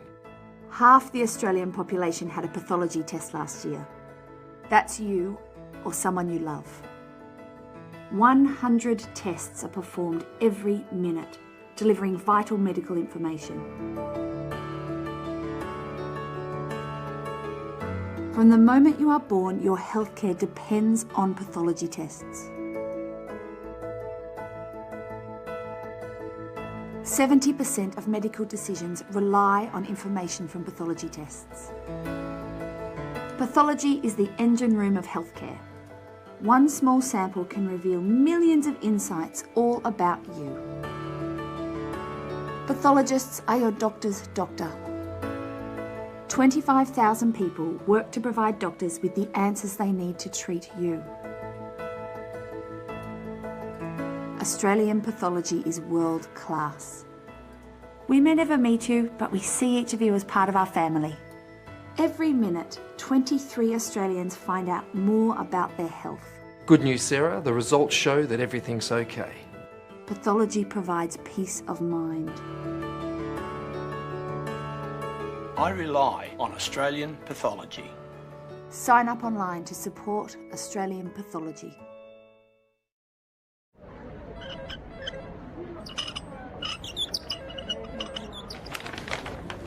Yeah. This is exactly what happened last time. Oh, look, I can't believe they're not running in. Trying. Good morning. Thank you. Okay.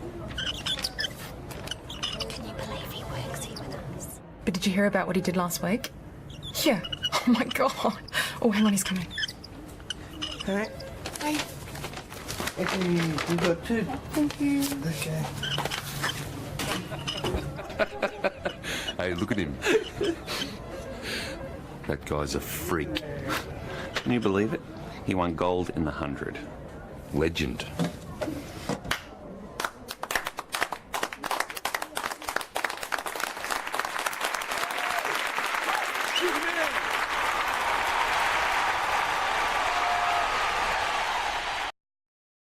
So how have things been going? When a young person is diagnosed with cancer, it affects their family, their friends, their entire world.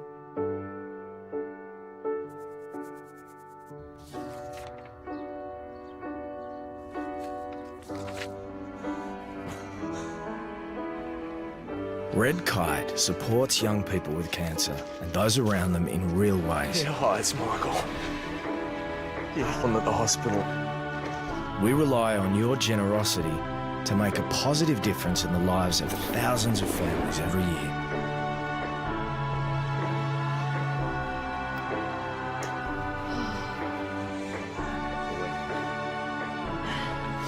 We can't always make things better, but with your help, we can lighten the load.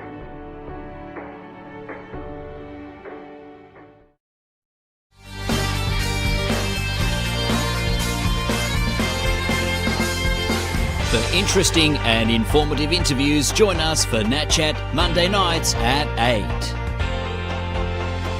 8. Live streamed from Echuca each week, this is MELfeed.video, a different sort of TV.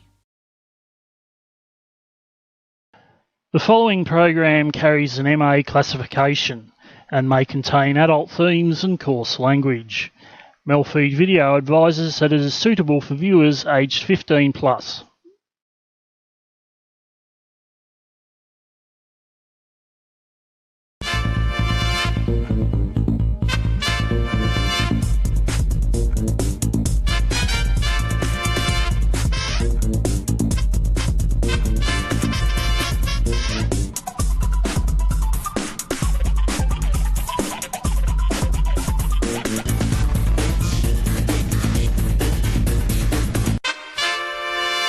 good morning song. Good morning.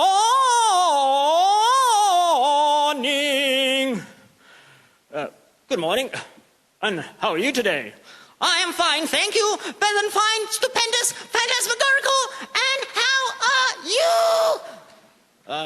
Well, I'm all right. And what splendidities have you in store for the world today? Well, I was going to take my dog for a walk, but I can't because I've got a sore back. I've got a sore back. I have got a sore back. Then let me get a cucumber. I'll slice it up and put the pieces on your back. But first, I need something to slice it with. My sword! My sword! Where is my sword? My sword! Here is a vegetable knife. A vegetable knife. Cut. Cut, cut, cut, cut, cut, cut, cut. Cut. Cut, cut, cut, cut, cut, cut, cut, cut, cut, cut, cut, cut, cut, cut. Slice, slice, slice. Slice, slice, slice, slice, slice. La la la la la la la la la la la la la la la. The cucumber's cut. I've got the pieces to put on your back. I place the row along each side of your spine and spread them out in glorious array all across your back. Across your back, across your back, across your back.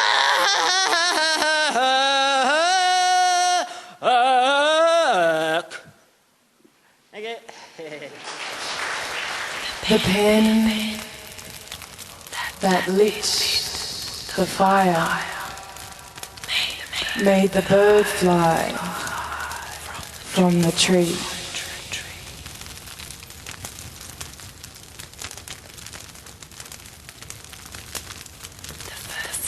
The first time you asked me if I had read that book, read it, came your command.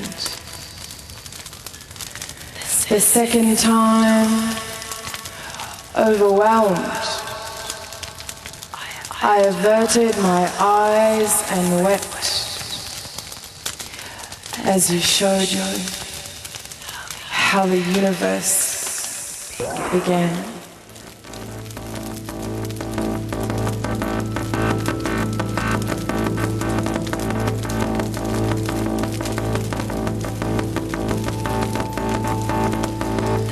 The bubble tells tales of peacocks who ate 100 seeds. The mother makes a pilgrimage to old trees, where she performs the rites of forest hymns.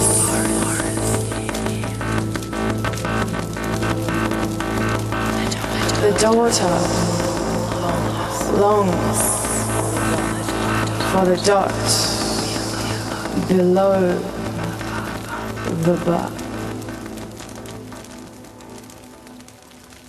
The next piece is from my collection that came out last year called Impressions of Me, and it's me seeing through the eyes of different people, places and objects. And this is through the eyes of a factory production line, because I used to work on a factory production line. Anyway. Work faster, machine human. You must place 200 canisters on the conveyor belt per minute. Work faster, machine human. The last of the canisters is approaching the hopper. Too late. McDonald's Moorish mayonnaise is squirting all over the conveyor belt. Stop the production line. Hose down the conveyor belt. Restock it with more canisters. Work faster, machine human. You must place 200 canisters on the conveyor belt per minute. Work faster, machine human. The last of the canisters is approaching the hopper. Too late. Hungry Jack's Mega Burger sauce is squirting all over the conveyor belt. Stop the production line. Hose down the conveyor belt. Restock it with more canisters. Work faster, machine human. You must place 200 canisters on the conveyor belt per minute. Work faster, machine human. The last of the canisters is approaching the hopper. Too late! Angry Eddie Burger's urine is squirting all over the conveyor belt! Stop the production line! Hose down the conveyor belt! Restock with more canisters!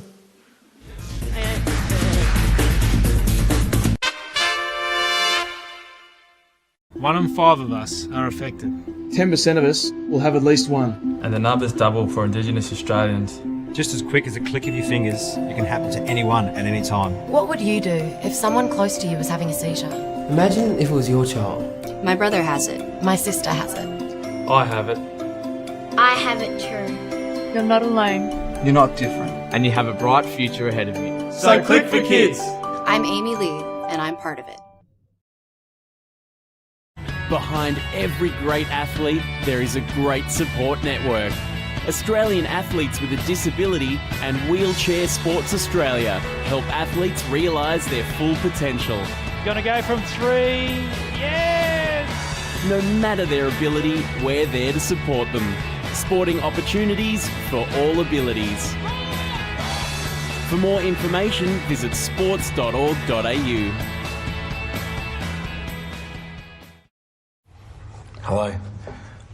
I'd like you to put your hand up to the screen and place it on mine.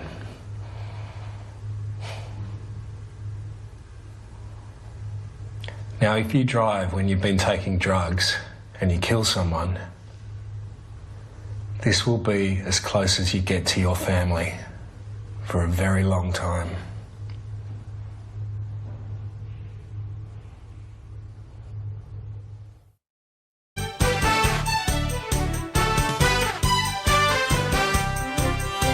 Tick, tick, tick, tick, fashion. Tick, tick, tick, tick, fun. Tick, tick, tick, tick, tick, tick, food. Tick, tick, tick, tick, festivals. All make up 15 fabulous minutes. In a half-hour special. Presented to you by Jacqueline and Steve. Every week. Time's up.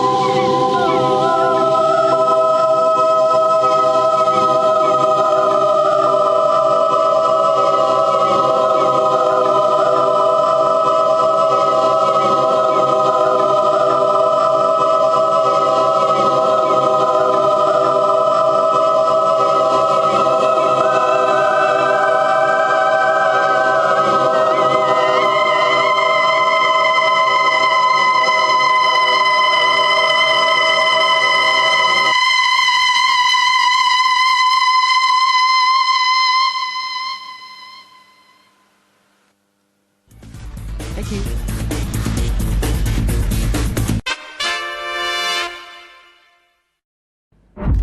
The tax office can take money directly out of people's accounts, but you're not allowed to know. The elderly are being abused and neglected in nursing homes, but you're not allowed to know. The government can raid journalists for reporting the truth if it says you're not allowed to know. It couldn't happen in Australia. It's happening now. When the government hides the truth from you, what are they covering up?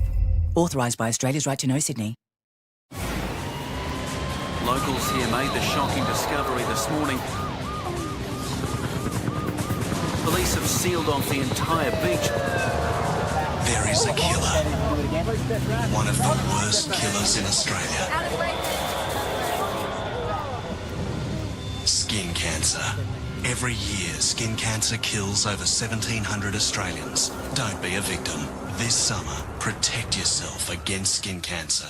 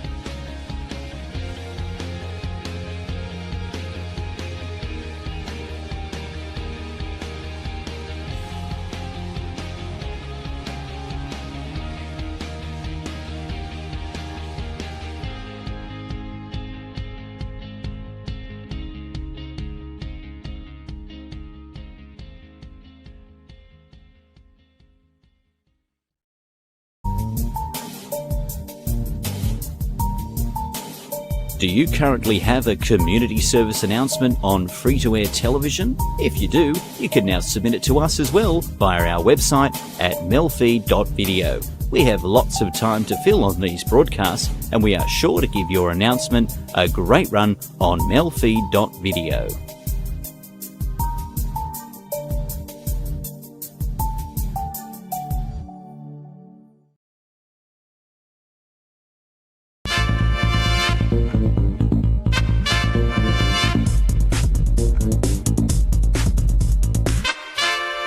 Okay, well, I'm going to start with a poem that's part of the Melbourne Poetry Map, which Eleanor Jackson curated. We had a launch the other night. And if you look up the web, www.melbournepoetrymap, so I'm going to do my poem for that, which is about the job warehouse at number 56 Burke Street, Melbourne. Is that better if I go out back here? Okay. It's an old fabric shop run by a Jewish family who came here in the 1950s, and there's nothing else like it really in Melbourne. Okay. They had a reputation. Could be charming, helpful, could tell you to get out. Look at that mess just chucked in the window. The shop that turned its back to the world. Been here since the 50s when the rag trade was in Flinders Lane. They had a reputation. From the mess, you might find that plush fur for the kangaroo costume or brocade for your wedding dress. Or they might tell you to get out. When I was younger, too shy to go in, I dreamt about this place. 2 black taffeta bonnets, buttoned up leg of mutton, looked me up and down. Behind their checkpoint, ladders, trapdoors, layers of dusty mezzanine stacked with hat boxes, accumulating snarls of ribbons, threads and rickrack, lit up smatterings of sequins. That's how I'd imagined it would be.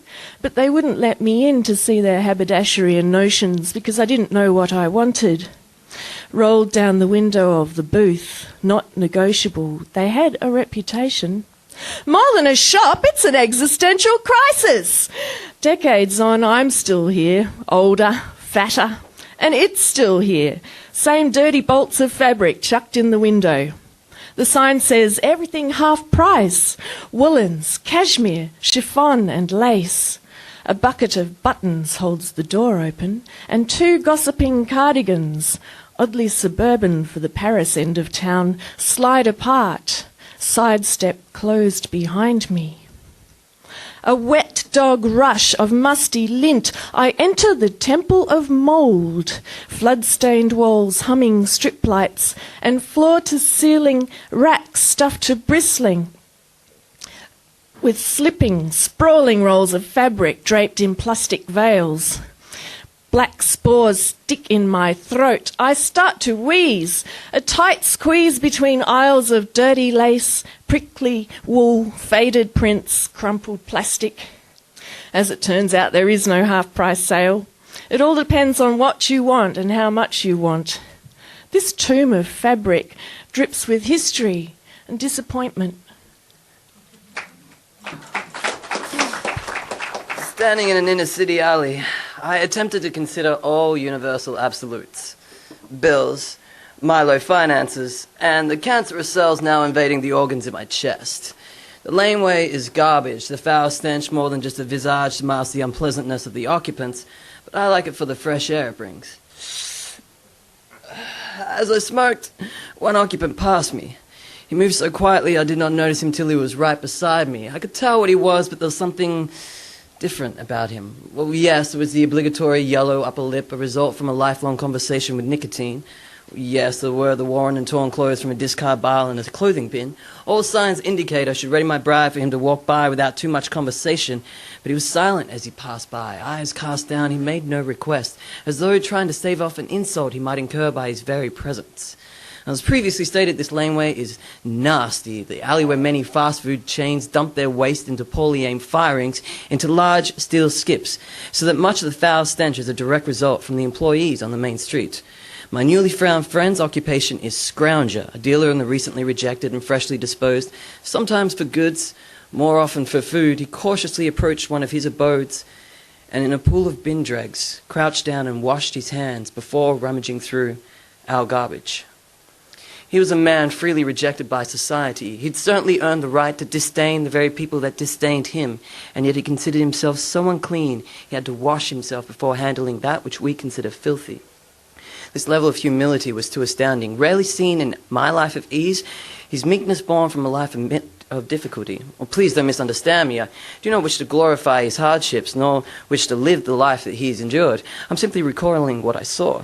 He was I, a belligerent youth with more in mind of my own world and my very surroundings, and he was this man.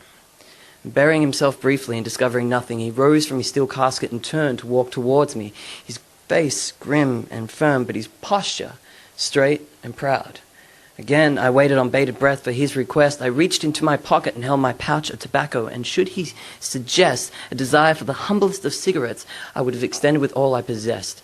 But again he remained silent, and I was too weak-minded to offer without request. In the crossing of our paths, his silence proved more than his commentary, it was his statement. There was nothing in which I could provide him for which he needs. Not with the purest of waters would he wash his hands of this society, and he washed them clean. Often now I look at my own hands and think, how dirty they are looking. Thank you. I noticed there wasn't a haiku gig this year for Overload, so someone was saying they really missed that, and I kind of missed that too. So I'm going to do a few little haikus.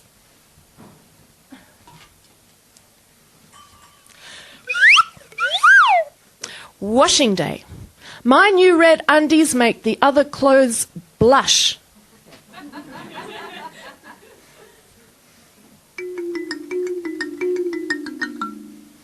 Stormwater drain. A flash flood of spring water bottles blocks the Moonee Ponds Creek.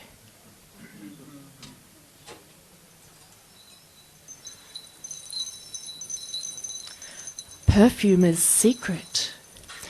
To make a fragrance sparkle, add a top note of vomit.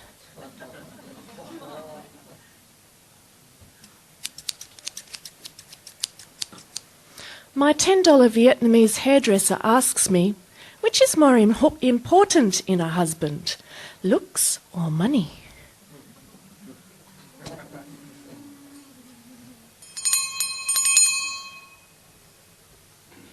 Pencil on white paper. Flirty butchers add up the old-fashioned way.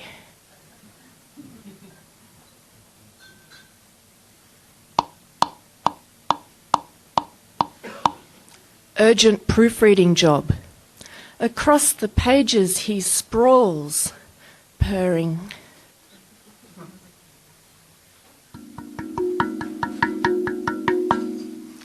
My velvet tin roof drummer bounces to his own tune, purrs to the moon.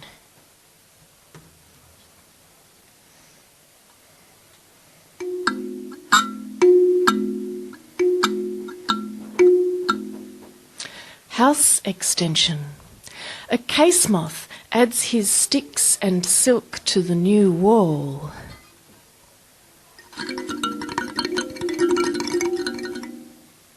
Autumn traffic jam. A gust of yellow leaves runs the red light.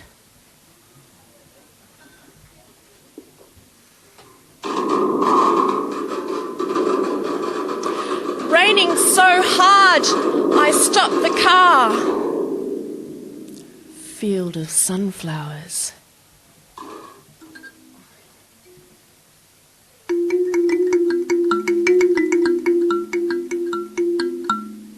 Lunchtime downpour. Soy sauce fish swimming in the gutter. Okay, that's enough IQ. Okay.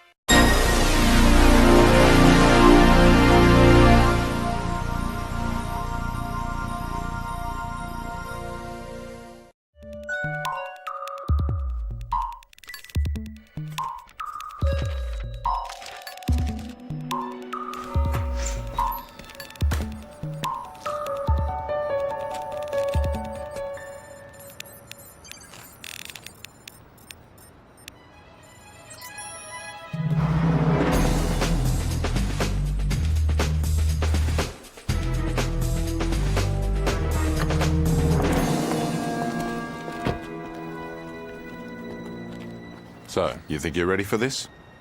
To take on the world? Why not?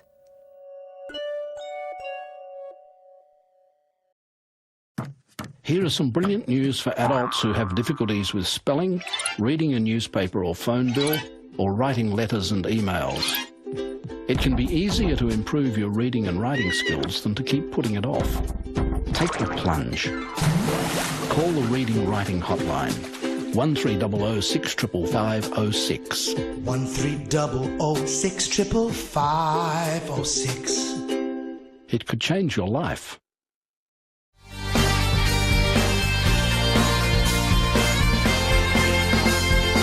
For interesting and informative interviews, join us for NAT Chat Monday nights at 8. Live streamed from Echuca each week, this is MELfeed.video, a different sort of TV. Well, what are we doing here?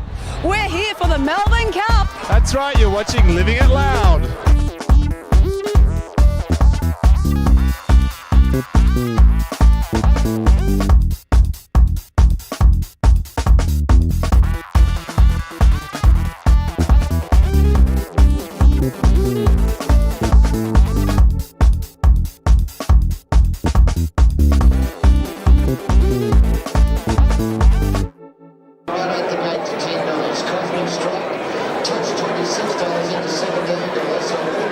Well, here in the grandstand, I'm joined here by Mary from the Mary Show. Also, you've special guests on my show.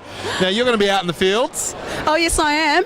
I might actually put a bet on one of the races. No, you're really going to bet? Get out of here. That's brave. Who are you going to bet on? I don't know the names. That's right. You go out there and find them. Now I'm going to see what other punters are doing here at Melbourne Cup. 1, 2, 3, 4, 5, 6 bottles of champagne, and it's 7, 8. Big drinkers. What's going on? It's a hen's. A hen? Hen's day. A hen's day. Who's the hen? She's away. Gone to place a bet. Oh, she's gone to place a bet. Who are you placing a bet on? I placed it on Pasta Express Pasta Express. Why Pasta Express? because I have an Italian background. There you go. And a bit of a French flavour of a champagne too. Bit of a mixing here. Now you're all dressed up as well. Look at you. I'll just pass over here. Where's the hat from? I made it myself. You made it yourself. I did. How many hours did you spend in making that? About half an hour. Half an hour. Making an effort. $20, so A bargain. all you people out there that spend hundreds and hundreds. Now, I don't understand. Everybody today, and especially the girls, are all bare-feeted. What's the story? It's raining. You're going to get cold feet. Well, the thing is, you prepare for these things so far in advance that Hey, the hen's coming. It doesn't matter because you've got to look glamorous. on the day it doesn't matter what the weather's like because You're having fun. you're having And the alcohol will keep you warm, right? the alcohol will keep you warm. Now, we've got the hen. Where's the... Oh, here's the hen. Now, I think you're the hen, aren't you? Yes, I Are you well pissed by now or Yeah, what? I'm getting there. Now, who you been betting on? For the Melbourne Cup, I've got that dude. 7 Caspad. Yes. Race 6, I got him. Number 5. Number 5. You can't say the names, can you? Nah. And number 4, Moondragon. Moondragon. Now, why these particular fellas? Oh, well, he sounded all right. Are you just going by the sounds? Yeah, he sounded all right too. But you don't even know how to say them. Nah, exactly. And my father-in-law said number 7 as I left home. Oh, okay. So that one's that's for your my- tip, is it? Yeah. Number 7. Yeah. And how much are you betting? $26? No, $5. That's not too bad. Oh, good luck. You might win. Thank you. And have a good hen's night. What a way to spend the day. I know. At the and races. it's raining though. I know, but never mind. You look know, I great. don't care. That's the main thing. I don't care. So what horse are you betting on today, sir? Well, I'm having a roughie actually. Rum. Going for rum. Bit of an omen. A year ago, brew, so maybe rum today. If you could follow the line and the form, I think you're on a winner. I have no idea, but rum could be the answer. Do you always win? Sometimes, yeah, sometimes. You know, just depends, although the wet weather's made it a little harder. Well, that'll be irrelevant, though, in January, won't it? So are you feeling lucky today? Well, I am, actually, now that I take my hand out of my pants. Yeah. No, I'm only joking. How about you? Look, given the weather today, I like rain gauge, and it's probably quite appropriate, given that it's a bit overcast and the weather's not so good. So, yeah, I like rain gauge. But besides that, I can't really give you anything. Maybe Sky Heights as well. Sky Heights is a serious bet. So, yeah, absolutely. We've got the trifecta going, I think, at this stage. We've got everything covered. We've got all our bases covered. We've had a little trifecta, and we've got 24 in the combination, or 23 in the combination. So basically every horse. So if they don't come home, we're in a bit of trouble. The only thing we haven't backed is the ambulance. We haven't had a win all day. No. Downwind. I'm smelling the alcohol coming. Shut up. You haven't had a win, so you're a loser. I found 2 losers. I wouldn't say that, but we haven't won on the races. So let's put it down to that. Now you've got your little badge as well. I've got my own. We Mine's went for solid that gold. for good luck, but you know, it hasn't paid off. It was for charity. Is this the Lucky Charm sort of deal? Or? No, it hasn't worked at all. Lucky What about underwear? you? Lucky underwear. Boxer shorts. Yeah, I've got my good underwear on. Oh, okay. I have nice undies too, but it's still not. Come on, let's see. You want to see? No. Anyone want to look? I'm sure everybody wants to look. So any tips for the actual cup? Well, we have been surveying. Yes? Yes. And you've come up with? Sky Heights, Big Pat. Big Pat, Big yes. Pat. And what was the other one? The rain gauge. Yeah, that's correct. So we're going to put on a trifecta. So you'll go home about 12 tonight, yeah? You'll be here all day and night. Yeah, I don't start till 1 tomorrow, so why no not? rush. Well, enjoy your day. You're looking glamorous. Don't get too wet out there. Doesn't the purple go well with the green? It does. Very chiffon dress here. Very suave. Isn't that beautiful? I'll stop flattering me, she says. right. Enjoy your night. You too. Goodbye. Sorry. Next one across.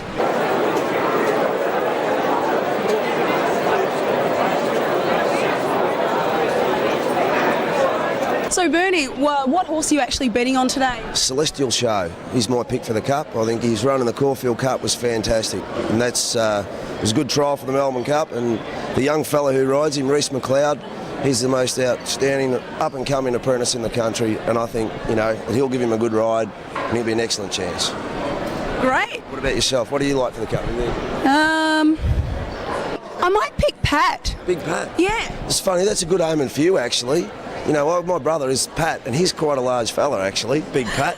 Is he? Yeah. Oh. So it might be a good omen for me. I might back him myself as well. Maybe he should lose a bit of weight. What do you reckon?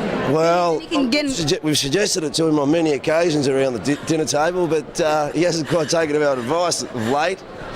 And the near future's not looking too good either. He can ride the horse. What's that? The jockey. What's that? I said Pat can ride the horse. Oh, no, the poor horse, it needs a chance. It doesn't need Big Pat on him, I'll tell you. Big Pat and Big Pat won't go together and win the Cup.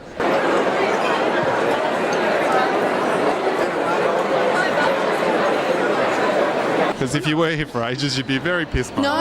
We're getting on the way. Okay, so a tip for the horses?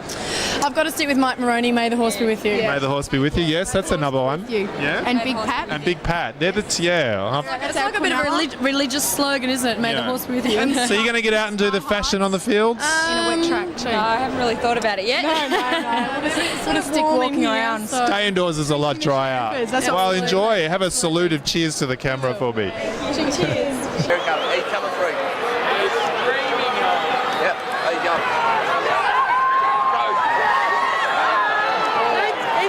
What do we do? The crowd is going off. I mean, there's just amazing things happening. It's really loud. I won! She's won! New Zealand horse, I tell you, back the New Zealand horses. Oh my gosh! Yeah, Crown Casino, here I come. But back to Mary on Channel 31. Thank you. And I don't know, I only put a $5 bet on. I know, I'm only very cheap. And did you actually make a bet today? Yes, I did. Yeah? And which horse did you actually put a bet on? Number 5. Okay. And I only spent $30 for the day. I'm not a big gambler. I'm sorry.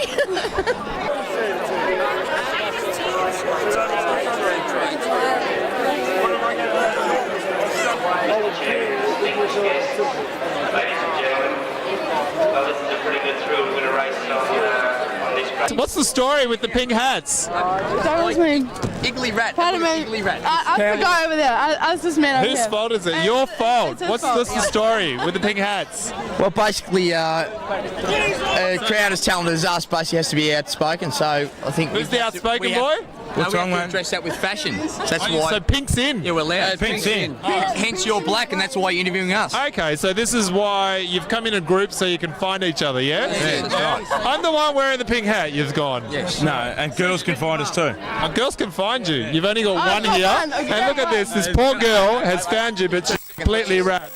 Okay, he's going to get a girl in 2 seconds. We've got girls everywhere. This is a challenge. Here we go, see? Yeah, another one. See? Oh, you found another Yes. one. It's that easy to pick up a girl in pink. In the pink. Because pink. You get a bit of slack though, you know. Even got the smile. Even got the smile. Amazing how it works. Are you scared of this boy? No, not really. You don't? Don't know him. No. Oh, you don't know him? I'm just being a tourist. Yeah. Oh, okay. Oh, okay. This is how you get a woman, basically. He's going to try. Oh, he's getting fussy. He's actually choosing a 2's or 4X. Hang on. See, that's how you do it again. Oh, that's how you See, it do happens again because pink's in, like I said. Okay, so pink attracts pink. Yeah, pink attracts pink, without doubt. And you're not getting any slack from other boys? No, not at all. Why are you wearing a non-pink tie? Because you've got to be fashionable. You can't just be pink, pink, pink. They're Why clashes, not? mate. Right at the gate to $10. Confident strike. Touch $26 into $17. So a little bit of a fee.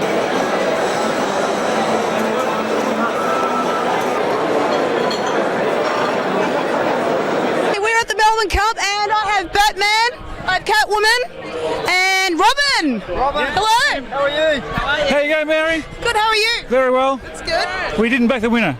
That's what you're going to ask? Oh. You had a good time today? We had a great time, yeah. That's good. Absolutely. I can see you've got the whip happening there. Can you give us a bit of a demonstration? That woman? Sort of. Batman, I think you have to turn around for that one.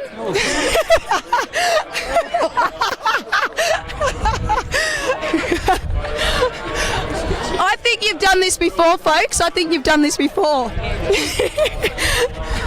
I came to the Melbourne Cup as Batman in 1986. Okay. And done it again this year? Yes, and we've been seen all over the world. We've had TV Korea, TV New Zealand, and somewhere else. Filming it, Sky Television. Oh, so you've been on telly? Yeah. Okay, we'll look out for you. Yeah. What are we on here? You're on 31, Living It Loud.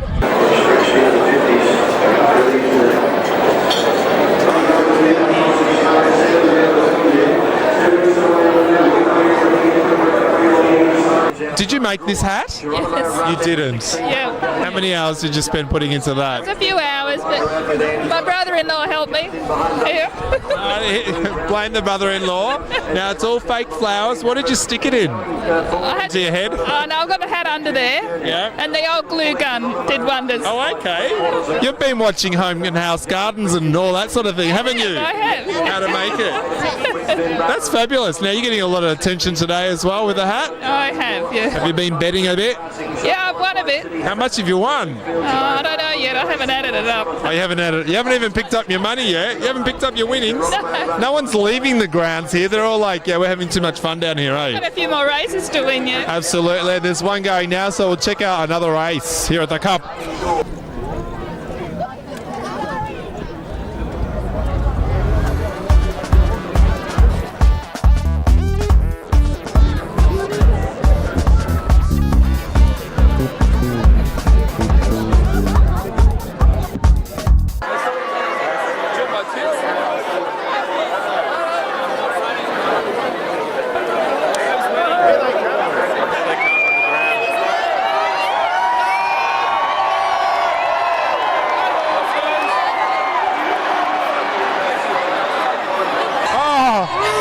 Fun here, isn't it? The mood is electric.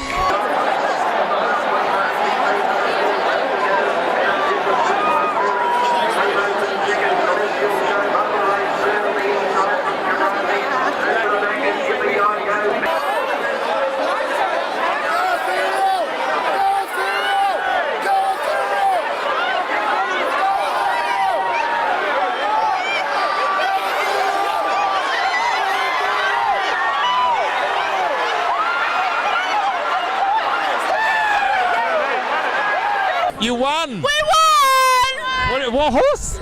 That one. What's that one? 13! What's the name? I don't know! You don't know? Heathrow! Heathrow! Huh? Are we going to be on the news? Just for winning a horse? I don't know. Oh, that's pretty crap. How much did you win? I'm not sure yet. I haven't worked it out. Go to the betting, get your money. Yeah, but there's too many Duros up there. Too many Deros. Yeah, see, we're not there. Oh, so you're not a Dero, right? Not at all. Classy establishment down here. Glass and a half, Cadbury's. Wow, good luck with your winnings. Thank you. We got Channel 31. North Queensland, and we back to Queensland jockey. 31 in Brisbane. Oh, BC Mix 31. Oh, we haven't got time. Hello, Arnie Lynn. Queenslander. They back number 13. So you're here for the day? When did you guys come into Melbourne? I'm going to drive home We leave all the way on to Brizzy. next Friday. All right. So you're from Brisbane? No, Cairns. I'll make up your mind. We've got no idea where we're from. I know where we're going, the bookies. We're going to go claim that money back. Casino tonight. Casino on me.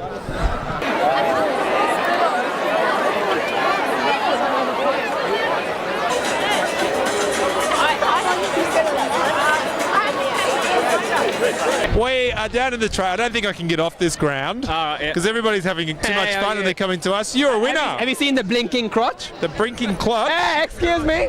Scotty, no, call her. The blinking crotch. I gotta get her. Anyway, she'll come back. Tell us. That's all right. We won some money tonight. Yes, I did. How much did you win? $2 grand. $2 grand? $2 grand. How much did you bet? On the last race. Here we go. You're a winner. On the last race. Now here we go. No, she's got a blinking crotch. Hello. Okay, blink. I'm not kidding. Oh, okay. You got to. Have you got this on TV? Is this going to be on TV? It's a bit R-rated. So how much did you spend to win $2,000? I don't know, but I've won $2,000. That's And how why- much have you lost? Oh, nothing. Nothing. That's what I've So come you're up. up. Yeah. I need a loan. $2,000 up. I need a loan. Why are you blinking down there? It was a dare. It was a dare. It was a dare. They and you said did to me it. if I wore it, I would not have to pay for a drink all day, but I've spent $130 on alcohol. Get out of here. So the blinking belly button didn't really work, did it? No, not at all. You can't do that. That's Bit wrong. Bit wrong. Well, good luck. Are you going to bet more? No, I'm going home. I'm cashing it in. I hope I remember this tomorrow morning because I've got to Give go. me 1,000 and I'll hope that you don't remember.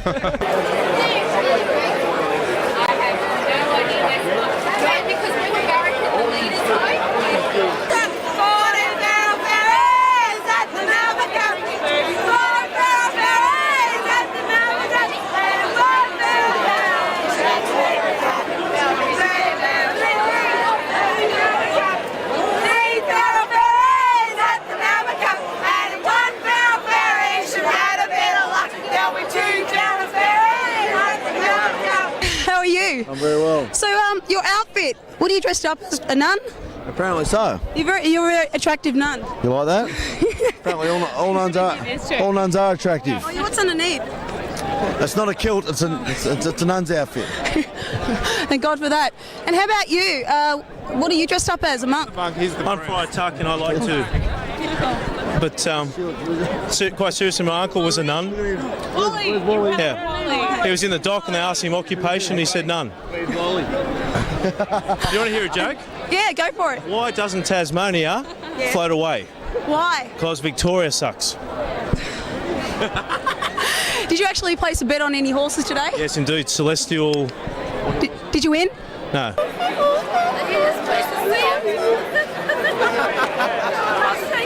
Where's this for? 12 Master Express, who ran 8th in the Cup last year, Danny Nicholas. We've got the Terry Towling boys. What's going on? The part of the whole cup is to have a theme, isn't it? Yes. Hey, Hotel Withers. Hotel Withers. Hotel Withers. Well, you went into the Withers Hotel and stole all the robes? No. Yep. Hotel Withers in Albert Park. Hotel Withers is the first 6-star establishment to be opened up in Victoria. Oh, okay. So why aren't you in the grandstand? Well, unfortunately, all our budgeting's gone towards a hotel. Robes and the outfit. Yeah, the robes. People have been complaining that we've been molting on them all day today. Oh. But you get that. So does that mean when I stay at this lovely luxury hotel, I'm going to have to wear this robe that you had on now? Yeah, we're going to put it back in the machine and just don't stick tell it in the anyone room. they're recycled. They are recycled. That's classy for a 5-star hotel. 6-star. 6-star? Sorry, I didn't realise it was 6. It's okay. So you boys are just here for a blatant promotion, isn't it? Yeah, staff for the hotel. Staff for the hotel. This is what you get. I think twice maybe about going to this hotel. It's a bit touchy. Oh, good service. What's your service? What do you offer? We offer great cooking and a great selection from the bar. Well, that's not service. I'm talking about the other services. Well, you are in the row. Come on. Get the juice. Yeah, the whole of the strip we have there. There's services nearby. Okay, full Monty, let's go. Come on, full Monty. Okay. That's as far as we get. Big day. Oh, cop out, cop out. Well, we'll have a look and see if we can see other groups out there because it's getting a bit crazy down here, by the way, at the cup.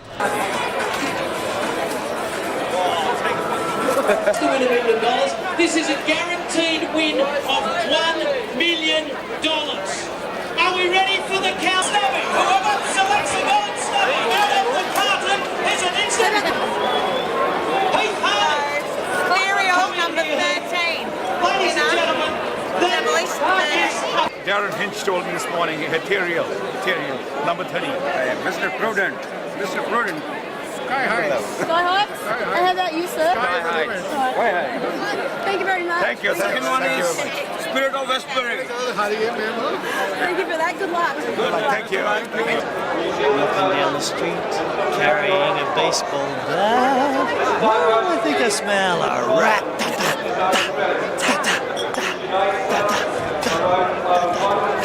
chomping through the crowd. You never know what you're going to find. Are you telling your friend that you won? No, I didn't win it. I didn't place a bet. I'm a little ashamed. You're not a gambler then, I take it. Oh, I'd like to. I was just too drunk to recognise that there was a race. Drunk? Tell us about the outfit you're wearing. The preparation that you put into this. Well, last night, I thought, what the fuck am I going to wear? And I go, well, I've got this blue skirt, but it's a little short. So I thought... Oh, so you went clubbing to here, didn't you? What? You went from club to here. I didn't go clubbing, but... Okay. I thought, this skirt's a little... Shut up! This skirt's a little short, so I attached some fur that I found on my wall. Oh, okay. Yeah. Creative there. Sirens are off. I think Apparently you've done. I'm creative. You're illegal. We found it illegal on the park. Where are you guys from? Guys, I'll tell you what always goes well. A bit of masking tape. Shut and always does the dress the good. secrets of the trade, masking tape. Do you want a tip for the next? Yeah, what's the tip? Tip is use masking tape on a dress. The tip is keep your money in your pocket. Keep your money in your pocket. Is that what you've spent it on crisps though?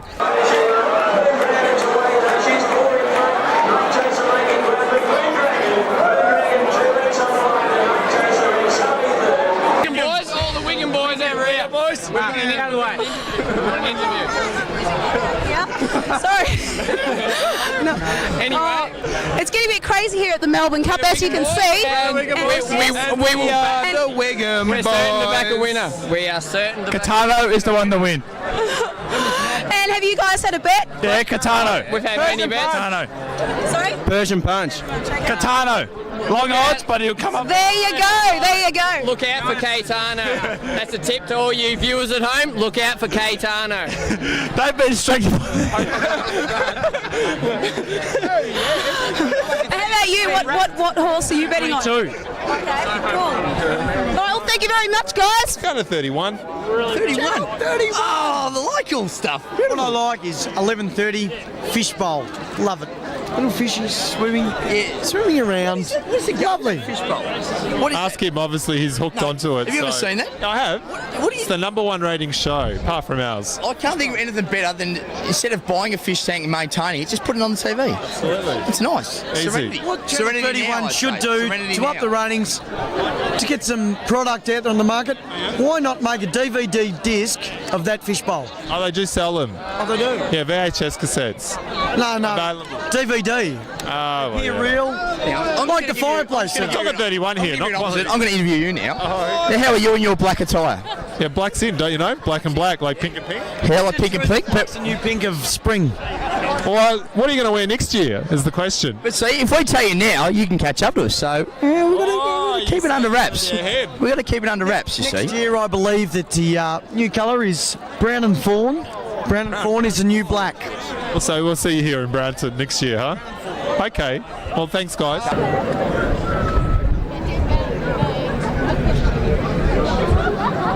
So what do you think of our outfits? Yeah, what's with the outfits? They're pretty cool. Yeah, I'm sure you didn't get wet today. It was raining earlier, so a lot of people have outfits. We have outfits that are fun and functional. It's a way to go. Yeah. That's the way to go. And how about It's a real winner. Well, actually, they got the tip last Monday. I'm actually a meteorologist. I said it rained 8 days ago. So last night I went to the hardware store and we came good. Not a word of a lie.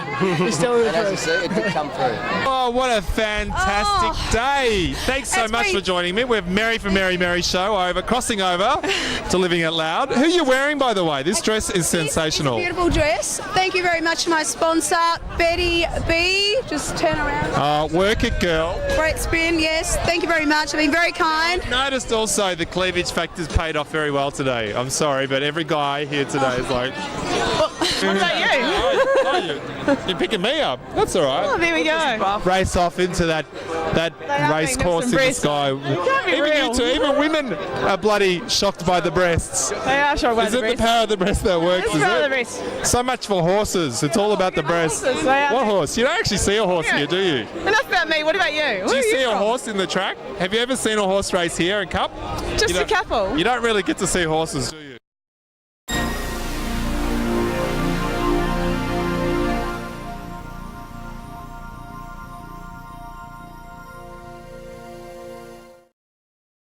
Well, what are we doing here?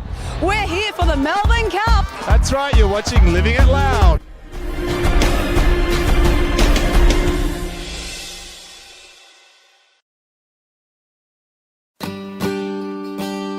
I didn't think this could happen in Toowoomba.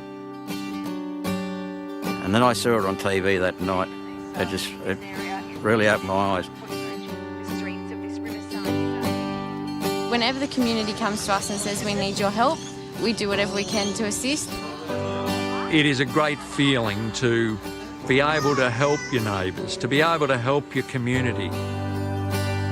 Each Lions member and each Lions club in different parts of the country, we're totally different. But we have core values that are the same. They remain the same for any Lions member and any Lions club anywhere in not just Australia but around the world. Anything that you can think of that you want to do and support and help, Lions are doing it right now somewhere in this world.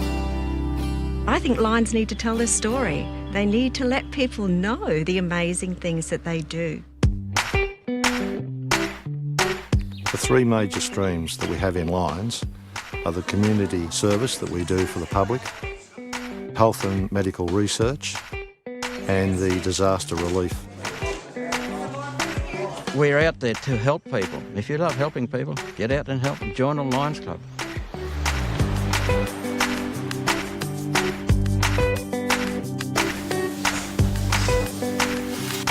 We started this project about 20 years ago.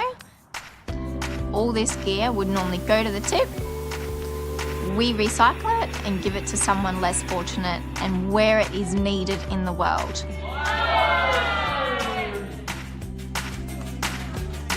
Being a Lion here in Australia means that I can make a difference to my community. But most importantly, it's inspiring other people to get out and be part of their community and make it a safer and a much happier and better place to live.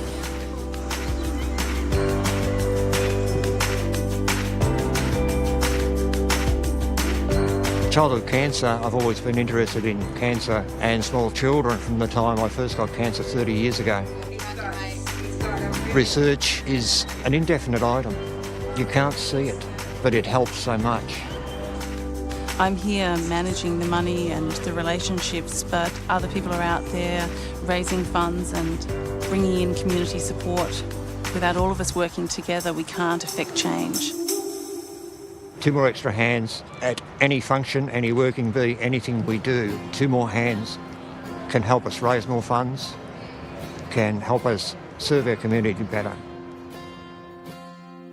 I went to my Lions Club and I said, I got this idea and I think it's a little bit crazy, but I think we could raise some serious money doing it. And it was to run 100 kilometres. And the club said, okay, if you want to do this, whatever you need us to do, we'll be there 100%.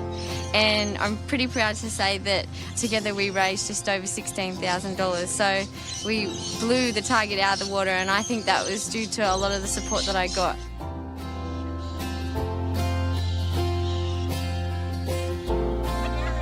Through my leadership training and all that, I've learned about thinking global and acting local, and Lions Club is definitely that kind of thing. They act within their communities, but the money that they raise can often end up in any corner of the world.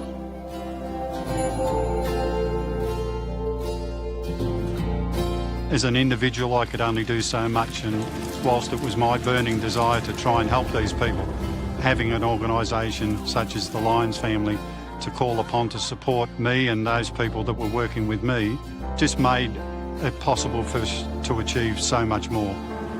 You know, after the devastation, to come back into the community, you know, you were shattered by what you saw. You know, no police station, no post office, no petrol station, you know, no kindergarten. There was nothing here. And all that water with an unstoppable. I don't know that I've ever seen as much as arrived. There were fridges, washing machines, dryers. There was toasters, jugs, just everything. To be invited to be a part of Lions just opened up a whole new world to me. A world that provided a structured organisation that could see that the hours that I volunteered could achieve so much more.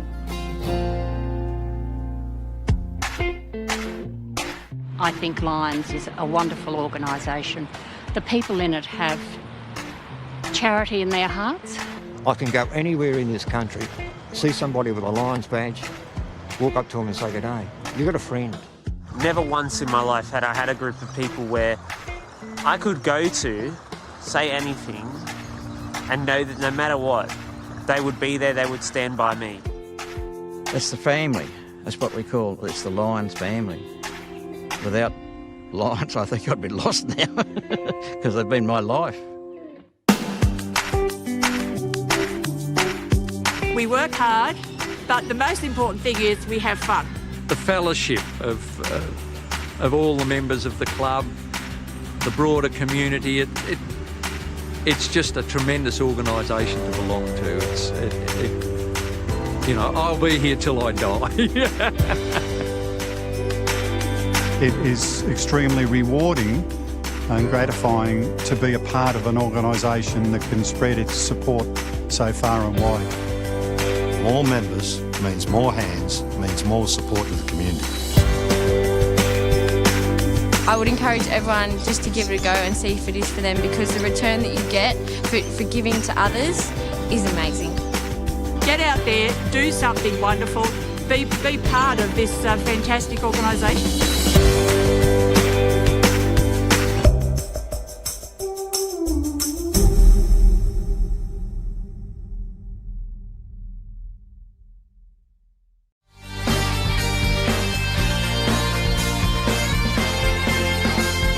Multi-faith and interfaith is all part of harmony in diversity. Every Monday night at 9. Live streamed from Echuca each week, this is MELfeed.video, a different sort of TV.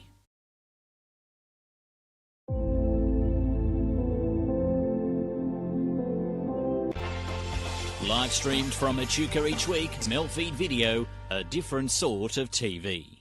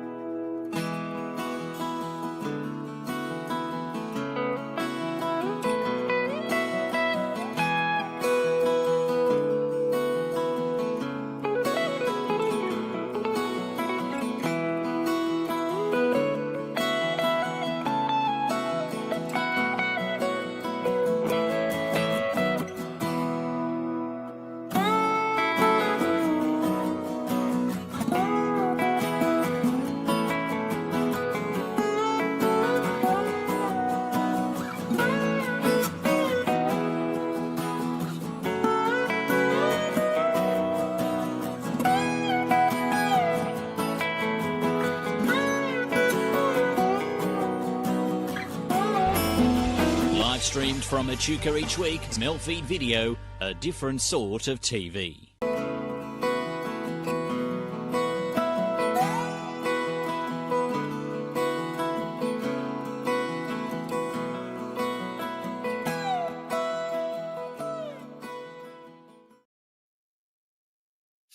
They say there's a chance I could die in a car crash. Maybe even from heart disease. Maybe even skin cancer. I could die in a work-related accident, or I could die in a fight.